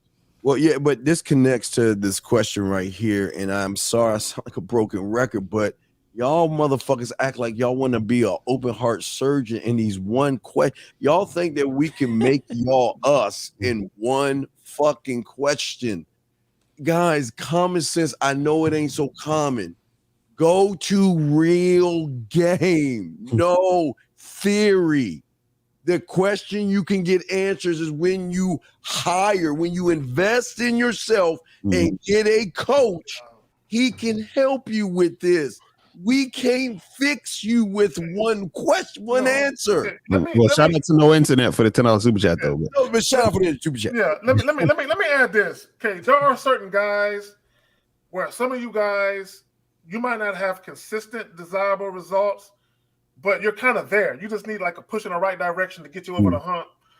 A lot of you motherfuckers, y'all need to start from the ground the fuck up. Y'all need to start way here and go through all the steps. Because you're talking to men, we've been in this shit for decades. Not even on the internet, just out living real life, fucking with women for decades. You're not talking to we're not in our 20s. So we're not one of these young niggas that just lost our virginity 3 years ago, and now we're on the internet acting like we know everything. You know what I'm saying? We got a call?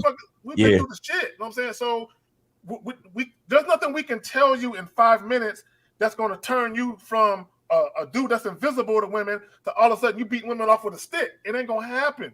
Get some coaching, Real Game No Theory. All right. 757, you're on live with the Real Game No Theory panel. What's up? Yo, man. What's going on? I just want to give y'all a shout out, man. Y'all keep doing y'all thing, bro. I'm just listening, player. All right.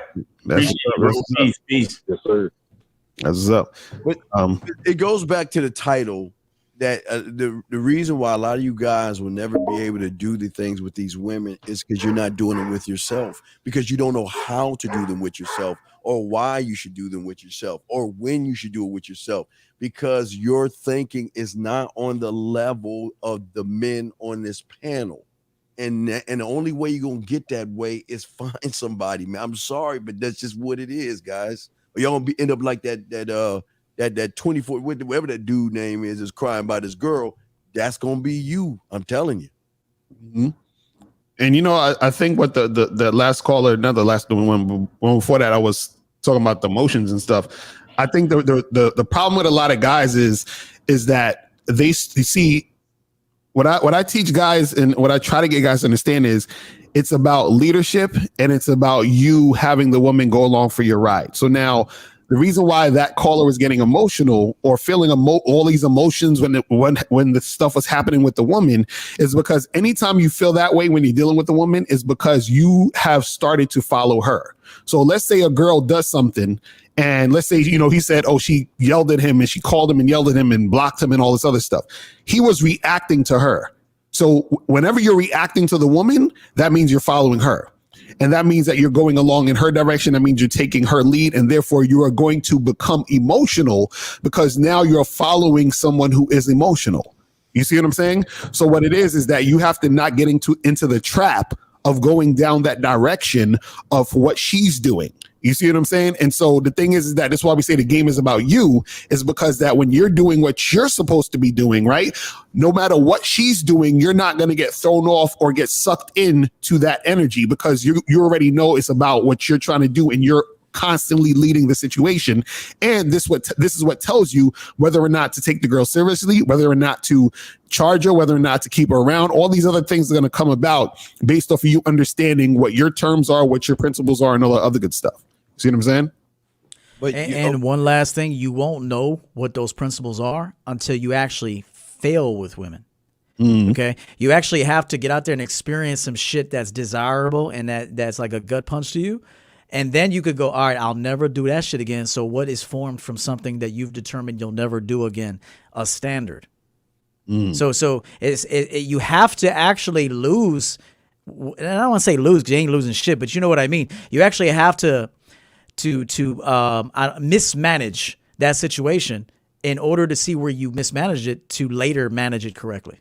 Let me ask this. Tom Anderson, the dub sounds for many men. They are giving the hearts to women that they were only physically attracted to and that they were accessible at the time. Who is giving their heart to identify chemistry and them? Who is giving their heart? And bro, like I'm telling you, man, like bro, I know it's the word is right.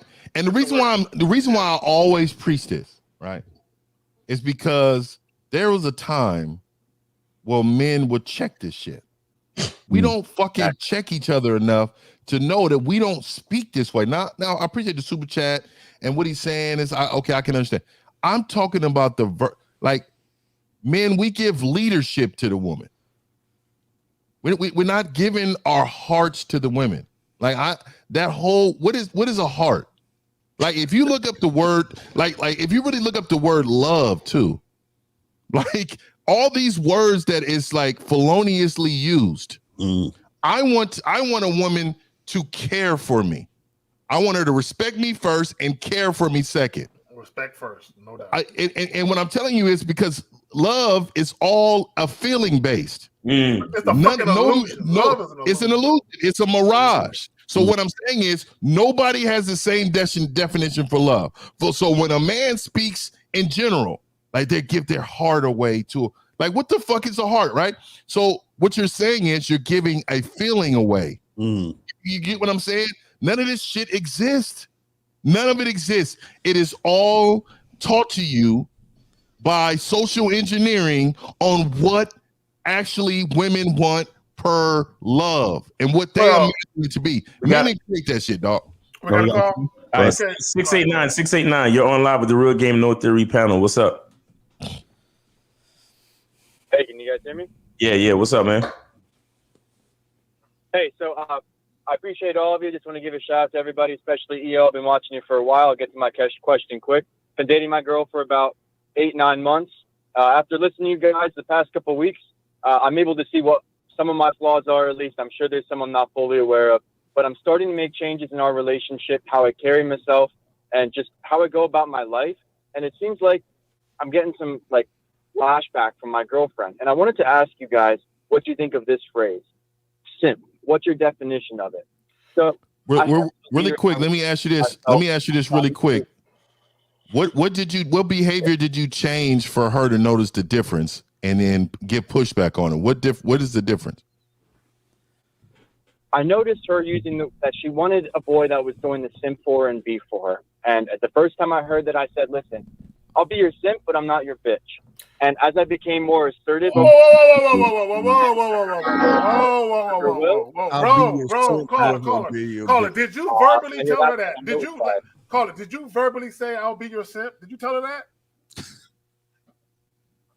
So that's why I wanted to ask what the definition. No. I'm asking you. Did you tell her that? Did you tell her that? Mercy.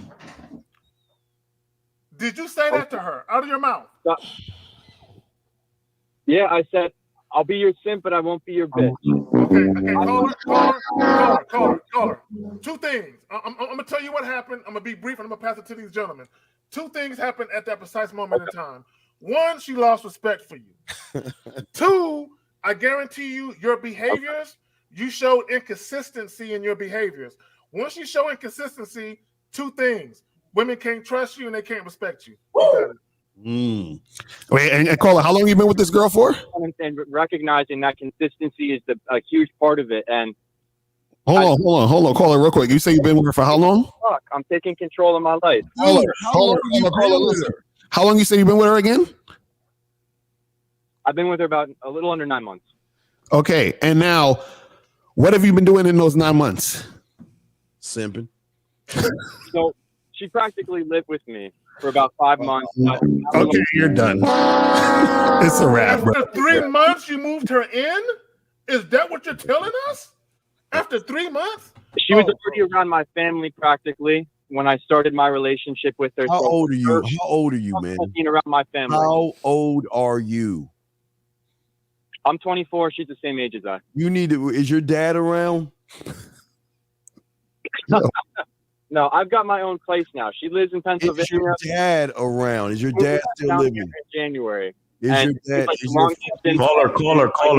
Caller. Do you have a relationship with your father? Yes or no? The relationship I had with my father isn't very strong. So for the sake of the conversation, let's say no. Okay, all right, look. Hey, listen, man. Listen, man. Look, what I say you do is go ahead and go to Walmart or CVS.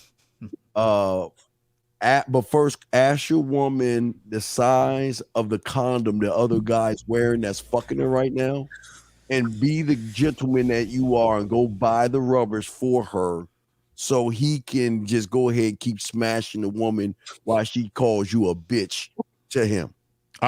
For me, I always try to tell men, y'all got to cut out certain conversations with women. There's a lot of conversations you guys have with women that are so unnecessary. This whole conversation in regards of simps and all, man, women, look, let me tell you something. Women don't give a fuck about that. Like the only people who give a fuck about that are those who are on social media. Like if I ask my mom or my sisters that's not involved with any of this YouTube they don't know what none of that shit is. So what I'm telling you, men, is this is all manufactured shit. Just talk about shit that you want her to do, how to do it, coach her to do it, and don't have feelings about it. If she decides that she don't want to do it, you make sure you put her in position to listen. This is the only things you should be talking about. Like some of these conversations y'all have are ridiculous. Like, motherfucker, why are we talking about shit that's irrelevant to her following your lead? Right. Like it's cool to have a good time. We can have a good time. We could joke. We could talk some shit. But that was a serious conversation. It didn't matter that I said I didn't want to be your bitch. It's because she's like, oh, he wants to be my sister. No. These conversations shouldn't happen, bro. Hold on, call her real quick. Okay, at what point did she move in? Probably a 2 month mark. Okay, 2 month mark. Now, hold on. Let me ask you a question. What is she giving you pushback about specifically? So, she works 7 a.m., 7 p.m. as a nurse. I work 7 a.m. to 5 p.m. Mm-hmm. I communicate with her. She's awake. She wanted me to stay up late. I told her, no, I got to get my sleep. I'm getting my, So she gave you pushback on going to sleep? I got to wake up tomorrow. You got 15 more minutes. And she was not having it. Do you want to solve? Does he want to? Wait. Hold on. She gave you pushback on going to sleep. Exactly. She said, I stay up for you. You're the bitch. You are the bitch. Wait. Hold on. I want this caller to understand something real quick. I want you to answer me this question. Do you know why she's giving you pushback? Say I'm the bitch. I'm sorry, the call's breaking up. No, I'm saying, do you know why she's giving? I want to know if you know why she's giving you pushback. Well, it seems like she's trying to take control back. Damn the bitch. No. She been had control, because this is what I'm trying to tell you. You move this woman in 2 months, right? Huh? I get too much. Yes, you were doing way too much. So now what happens is that when you do too much in the beginning, there's nowhere else to go but up. Anything below that is she's not having it. So the fact that you went so overboard in 2 months, she's able to give you pushback on sleep, my brother. So she can complain about anything. You understand what I'm saying? Like, she has no respect for you, to the point where she don't even respect you sleeping. But Lucario, is he calling? Wait, is he calling to solve this, or is he calling to cry about it? Caller, what are you trying to do? Are you calling to cry about this to us, or do you want to solve this? I want to figure out what you guys. No. Are you not figure out? Do you want to solve? Do you? It's not about figuring out. Do you want to solve this, or you just want to keep crying on the phone? What do you want to do? Well, I'm a bit far from her. I can't sit her down face to face. She's going to be here January 9th. Motherfucker, can you just answer a goddamn question? Do you want questions? They can't. Do you want to solve? Dude, do you want to solve this? The call was breaking up, but I can hear you clearly now. Okay. Do you want to solve this right now? So you're going to say that I got to break up with her and I got to figure out my... Okay, yes, sir. It's a yes or no question. Yes or no? Do you want to solve it? Yes or no? You want to solve it? Yes or no? Yes. All right. Now, these gentlemen right here, now go get a notebook, because these gentlemen are going to tell you what to say when you call that bitch up right now, okay? Okay, you ready? You ready? Now, they're going to tell you. They're all going to help you out. All right? You ready to call her and tell her what they're going to tell you? Yeah, I'll give her a call. All right, go ahead, guys. All right, no, just stay right there. Wait, don't call her yet. The guys ain't tell you what to say. Let the guys on the panel help you out. Go ahead, guys. I haven't started that. All right, El, you want to go? El, you want to go with him? Nah, I know. Yeah, I know 1950 wanted to tell him something. Go ahead. I don't have these type of conversations. I'm a little frustrated. I don't think he has enough respect from this woman in order for her to respond the way he wants her to respond. And so I know the phone call would happen for him, but I think you're about to be embarrassed. Well, the issue that I have, there's more going on than what he's telling us. Mm-hmm. I don't think it's as simplistic as just a sleep thing. Let me ask this caller this. Let me ask this caller this. Hear a lot of what you guys were saying. Can you bring it back just a minute or two? Caller, let me ask you this. This is your place? This is your place, right? I rent, but yes, it's my place. She was here. Okay, the lease is in your name. The lease is in your name, right? Yep, paid by me. Okay, so does this woman have anywhere she can go? She has family, I assume. She has family, I assume. Okay. Well, if she's got a parent's house, why are you waiting? Let me just ask you, why is she waiting till March to go there? Like this relationship is clearly over. That she owes like her education amount with the hospital. So when she finishes her contract, why do you care? No. Hold on. Yeah. So what I'm saying is that's got nothing to do with you. She gonna move on to her hospital shit with a new man. I just want you to know that. So she's gonna go move on her hospital stuff with a brand new guy. Okay. So what I'm telling you is why keep her in your environment until March when she can go to her parents. She doesn't want you to sleep, my man. Lucario told you. She doesn't even want you to rest, man, in your own home that you pay bills to. This is some so what I'm telling you is what I would tell her if you really want to get your balls back, because they are with her at this time. And so if you want to get your balls back, say, hey, listen, I know we talked about March. I've reevaluated. You need to go back to your parents' house. That's it. I don't want to go into the new year with us living together. I'm not happy with this situation. I want to move on from it. And so you need to make arrangements to get back with your parents' house by the 1st or soon into January. I would give her a date. Yeah, that's what you actually. call and say. That's when you call her and say. Man, fuck all that. Fuck all that. Y'all telling them wrong. Fuck that. Kick that bitch out now. Change the lock.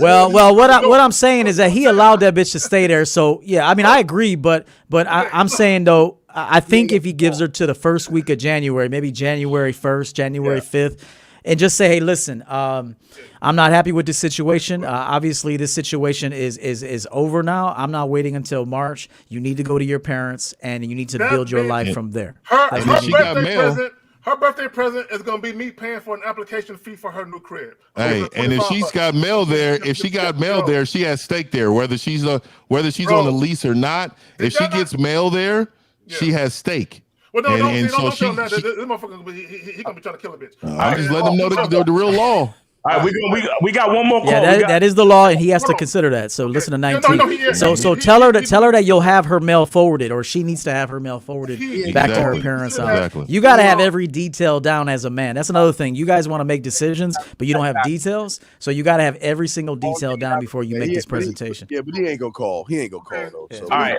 I'm gonna let him go and get this last call so we can get out of here. Yeah, let's do it with the super chat. So rational minded, $10. Says you can't go from simp to leader with the same woman. That's true. No chance of respect being established. That's really my question. Okay, all right, hold on, caller. I'm gonna help you out, caller. Hold on, be quiet for a second. Caller, read the super chat. Hold on, be quiet for a second. If it was never part of the dynamic to begin with, grow then do. I can't even talk. Grow then do better with another woman. Here's the thing, caller. Shout out to you, bro. He's right. Here's the right. It's like if you have a job, and I've seen this in corporate America. If you have a job and you don't have a degree, then you go and get a college degree while you're still working, they're not going to promote you to that high-paying job. You have to quit and come back with the company. You know, with that degree, then you can get that money. So because they don't respect you. That makes sense. You've already been working for that meager amount of money. So you're dealing with the same situation. When a chick don't respect you, I'm not going to say it's impossible, but it's impossible to get respect back. Well, we got another call. Start calling in. You see what I'm saying with y'all fuck boys? I bet a bunch of people start calling in now, right? Yeah. And listen, this isn't even like an asshole move. I mean, you're actually just kind of you're postponing the inevitable by letting her stay there to win. And really, you're just gonna like get no sleep, get no respect. You're gonna be like Rodney Dangerfield up in that motherfucker. So, you know, or not, man, because we got the call. All right, we'll move on. He's done. He's gone. Let me just say this because I want the people listening to understand what he said. He know he need to kick her out, but what did he say? Well, she got some student loan debt she got to worry about. So what this motherfucker did, he put on his cape to save this bitch, but he ain't know how to fly. That's right. You know what I'm saying? That's the fucking problem. He know to fly. That's bars right there. Where we going next? That was a double clap for that one. All right, so 410, you're on live with the Real Game No Theory panel. What's up? And by the way, this is the last call. Hey, thanks. I donated. Just wanted to say thank you for all your advice. The biggest question I had is that this girl I'm fucking with right now. She respects me. She's doing everything. What's the question? Straight up. She don't respect you, but what's the question? The question that I have is that everything's going good, but I need to I know women kind of have emotional outbursts, so I'm trying to be proactive. What's the question? Yo, wait. Caller. If you don't ask a question when I'm done talking, you're gone, bro. Seriously. All right, I need to make this. I listen to EO. I need to make this bitch cry somehow. I'm trying to figure out how. Bro, just ask the question. What happened? What happened, bro? Tell us what happened. How do I start drama? That's what I'm saying. Control. All right. Well, okay. So let me tell you this. Naturally, being a man causes a woman drama. Mm-hmm. Okay, being a man that is leading causes a woman that automatically drama because she's used to men giving her everything, being a simp, so to speak. So be a man, and that'll be some drama for her ass. Mm-hmm. Why does he want to? What? Call her. Okay. Call her. What did she do to you to make you feel that you need to make her cry? It's not. I don't really mean like make her cry, but I'm saying start drama. I understand. Like in my previous relationships and like my last one, I was reactive to a lot of things. I let things go out of hand. most of all, I've been like just being myself, more honest. Where it just felt like, you know, it's just been feeling like everything has been Caller, going let me too well. Caller, let me say something to you and to anyone listening. Mm-hmm. Us 6 men, when we do our videos and we talk the shit that we talk, I think some of you listen to what we say and you don't really listen. You hear, but you don't really listen. Like me, for example. Okay, when EO's talking about you gotta make a bitch cry, I understand what he's talking about. But I don't go out and I don't purposely do shit to make a bitch cry. Right. I just know that me telling a bitch no, or if a chick asks me, so how do I look in this dress? And I'm like, don't wear that. You know, your shit's kind of poochy. Put something else on. You know what I'm saying? I know she's going to be upset anyway because I'm being honest and truthful with her. I'm letting her know what I desire and don't desire. So because of that, I know she's going to be emotional. What a lot of you guys are doing, y'all are having certain situations with women, and you be like, damn, she ain't cried in a long time. And it could be because you're always telling her yes. You know what I'm saying? That is the reason, K Zaggin. That is the reason. That is. So caller, anytime she asks you something, bro, are you telling her the truth when she asks you questions? Yeah. She had a little pissy fit last night. I told her something straight up, and she tried to play a little game where she try to ignore me or something like that, and I just act like I don't care. Yo, caller, how long you been with this bitch? Yeah. Motherfucker said, act like I didn't care. Why the fuck would you ever do that? Caller, how long you been with this bitch? Since July. Since July? And you still playing silent treatment games with this bitch? Yeah, that's true. How old are you? Hold on, guys. How old are you? Yeah. 26. Nigga. It wasn't like a silent treatment for like a long time, but you know, man, I don't believe in none of that. I don't believe in silent treatment. For a long time. I don't believe in. No matter if it was 5 minutes or 5 hours. Why are you playing childish games with a bitch, bro? And you're participating in the bullshit. What are you doing? Silent treatments are emotional. Let me just tell you, dude. Like I like to address it in the moment. Like we're gonna address it because I like to walk around anywhere I'm at comfortable. I don't like people around me that's going to try to make me uncomfortable. I don't like certain energy around me. I don't want you to bring that negativity around me. So I want to check you in the moment. Now you got to get rid of that, or you don't need to be around me. If you don't want to talk to me, we don't need to talk ever again. Like this is the rules of the game. There is no reason why you should have anybody that's sharing this space with you. And then as a man, you're looking her emotionally in the eyes. Because you're stooping to her level. We're not here. We should not be able to look her in the face. We're here. This is what we're doing. This is what it is. We're here. We're thinking, we're telling her logical things. We're not doing this, or this. Do we understand what I'm saying, caller? Understood. All right. Another thing I want to tell this caller. Coming from yes. Another thing you guys better understand is you see women too much in the first year of seeing them. During the first year of seeing a woman, you guys are seeing them way too. That's why you guys are arguing. You give them relationship energy and a relationship time before she's earned it, man. This is a big problem I'm seeing. You guys see women too much in the first 12 months. I said this before, and I'll be done. I talked about that no contact bullshit that you see a lot of these coaches do. You know you're supposed to go no contact while you're in the relationship? I talked about being no contact in the relationship, not after the relationship. And so that's a part of the problem within the first year. Caller, wait. You guys got to wait. The problem is within the first year, you guys are seeing these women way too much. Caller, what's the living arrangements? She lives with her father. I live by myself pretty much. And how often do pretty much how often do you see her weekly? Jesus, listen. How often does she spend that pretty night? much? That's the question. Pretty much, nigga. I mean, what is pretty much live by yourself? You either do or you don't. What that means is she comes over and stays. That's what it is. That's what that means. How often? Right. How often? Often per week, caller. 5 out of 7. Probably once or twice. These niggas be lying. I see. I'm about to retire. If y'all niggas don't stop fucking lying, I'm retiring. I'm not lying. Yeah, I'm gonna retire with you, bro.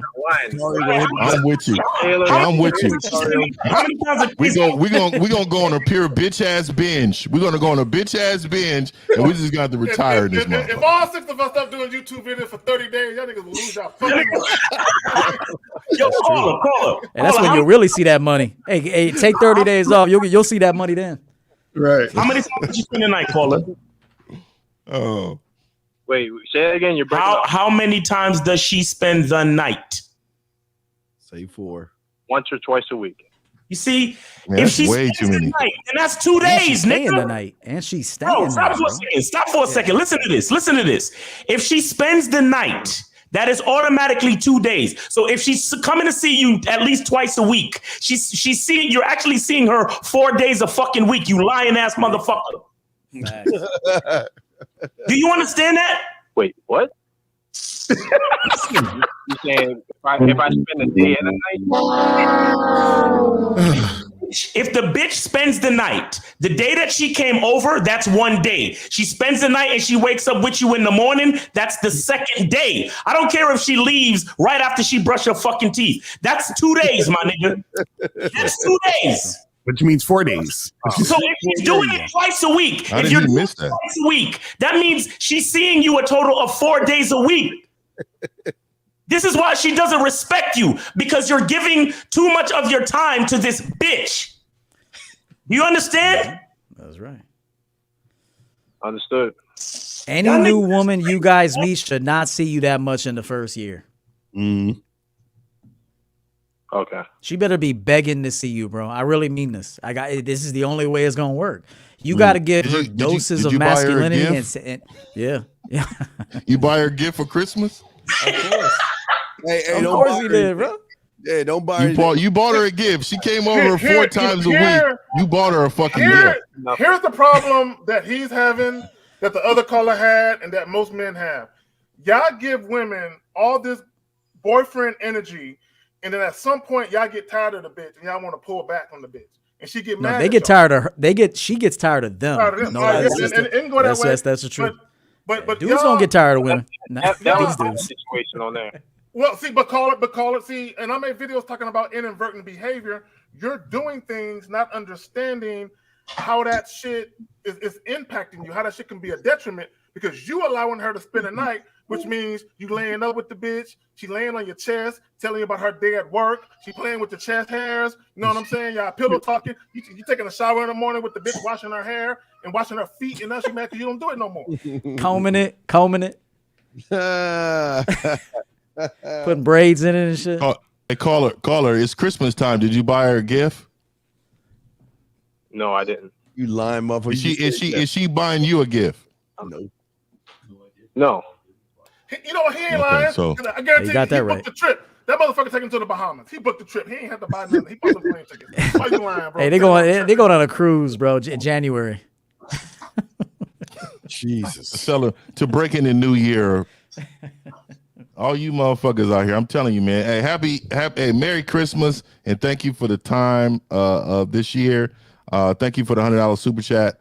Man, that's right there showing some serious appreciation, man. And that right there, we appreciate that. I caller. Listen, man, caller, stop lying to yourself. Stop giving so much to this chick. To these chicks, period. Because it's probably over with. The chick that you're with right now is probably over, bro. You already fucked up. Mm-hmm. Get on Real Game No Theory and understand what the fuck you really need to do while seeing these chicks and the type of situations you need to create. You guys, a lot of you guys, I'm gonna be honest with y'all, man. Y'all don't know how to create certain situations for a woman's femininity to thrive. Mm-hmm. You guys only create situations so you can get pussy. That's all y'all niggas know how to do. Exactly. Y'all know how to do that shit. And then you come on here and we say, how many times a week you see this bitch? Oh, once or twice. But she's spending the night though. She's spending the fucking night. She's getting comfortable in your space. So therefore, your masculinity is not a threat. Your masculinity is of no fucking consequence. So then you get on here and you lie to us and thinking that we can help you when you lie. Only pussies lie. Only bitches lie. That's right. I bet I'm you. not lying about my situation. Caller, let me ask you a question. If you go in your bathroom Like if I was one of your homies and I want to use your bathroom, could I go in there and look at a bunch of feminine products in there? A bunch of shampoo and conditioner. Say yes. And all that. Am I gonna see a bunch of pink razors and shit? Pink pillowcases. Say yes. Wait. You have a roommate. So you have a female roommate. Is that what you're saying? Yes. So I say half the time I'm pretty much on a ship, and half the time I'm back in my. You on a ship? Are you in the military? Are you in the military? The fact that you could even have a female roommate that you're not smashing lets me know everything I need to know. You ain't fucking his roommate? He ain't fucking his roommate, my nigga. You ain't fucking your roommate, though? On the way out. Mm-hmm. If I went into your bedroom and looked through your dresser, how many of the drawers in your dresser got her shit in it, bro? Does she got her own panty and bra set up in there? No, I don't have her keep anything back at my place.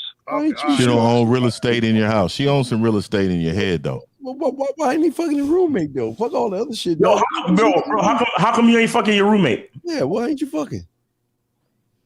I don't fuck every woman that I deal with. I wouldn't be. Is she there now? Is she there now? I would not be fucking my roommate. Is she there now? No. Okay. But what made you agree to even share space with a female, bro? Like, what is that? To cover. It's just a certain living arrangements. It was difficult living in the city at first. At the current city that I am. Gotcha. And it was just help. It was just basically being able to move in, and it was just hard getting to find a place to live in the city. Gotcha. And this person, I'll tell you, I would definitely have my side of the rent paid every month. I promise you that. Every fucking month, my shit would never be due. She wouldn't even never ask me how much where's my half at?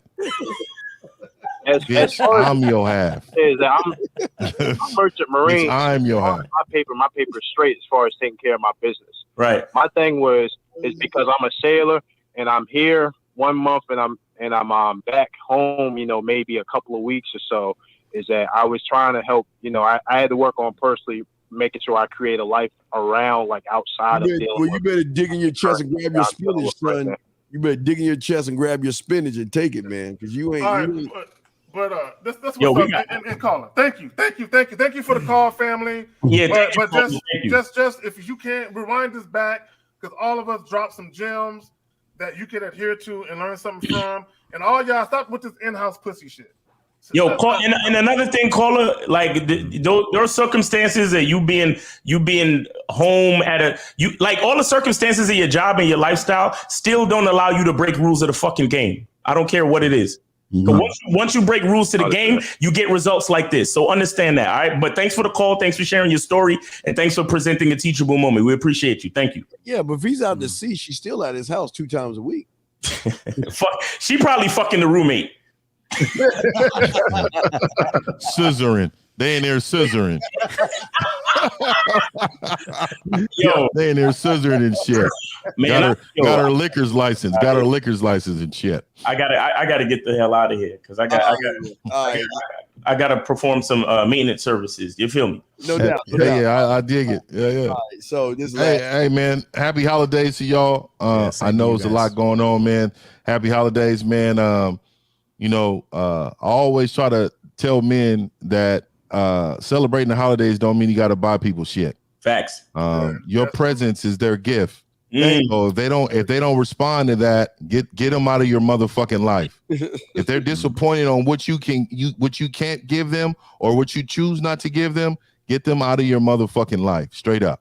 Oh, and let me add this. Christmas don't got to be about getting people what they want. Get them what they need. So if you have a chick, she needs a cookbook, an apron, a spatula, go ahead and get that. You know what I'm saying? You can get a monogram apron, put a name on it. She'll feel special. Yeah, I just did a show. On the 5 gifts for men and women. And I try to tell these men, like, stop buying, and these women, stop buying these men Jordans. Buy them some steel toe boots. Buy them a motherfucking tool set. Motherfuckers can't even change the battery. You fucking men buying these women Michael Kors and shit. Get these bitches aprons and motherfucking shirts with your last name on and say, I serve this man. This is what the fuck I'm talking about, man. You men need to start creating value for these bitches. He got me saying gotta get bitches some every of other these word dudes now. some dictionaries too. Get them some dictionaries. And this is some real shit, and I'm ending with this. My woman, she understands. She wants a pot and pan set for Christmas. That's what she wants. You know what I'm saying? She wants a non-stick, non-Teflon pot and pan set. You know what I'm saying? And she gonna get that. Yeah. The gift, the major gift is the Ninja Household gift. Foodie air fryer. You know what I mean? A couple $100. I need that. Get that done. You know what I mean? Well invested. Drop that off. All right. And if you got the right woman and you're leading her right, she'll want you to buy gifts that actually improve like the lifestyle. You know what I'm saying? If you got a chick that wants like superficial gifts that, and I'm not saying it never happens, but if your girl is really bought into you, then she's gonna be happy with gifts that actually support the big picture. Facts. All right, fellas, man. Go to realgameNoTheory.com. Thanks to all the callers. Thanks for the $30 super chat. He said this was a great episode. Thank you, Savage 6. This was up. I appreciate it. All right, man. All right. And Merry Christmas, fellas. Happy holidays and all that. Happy Kwanzaa and all that. You feel me? Likewise. All right. Peace, fellas. All right, guys. Peace. All right, man. We out.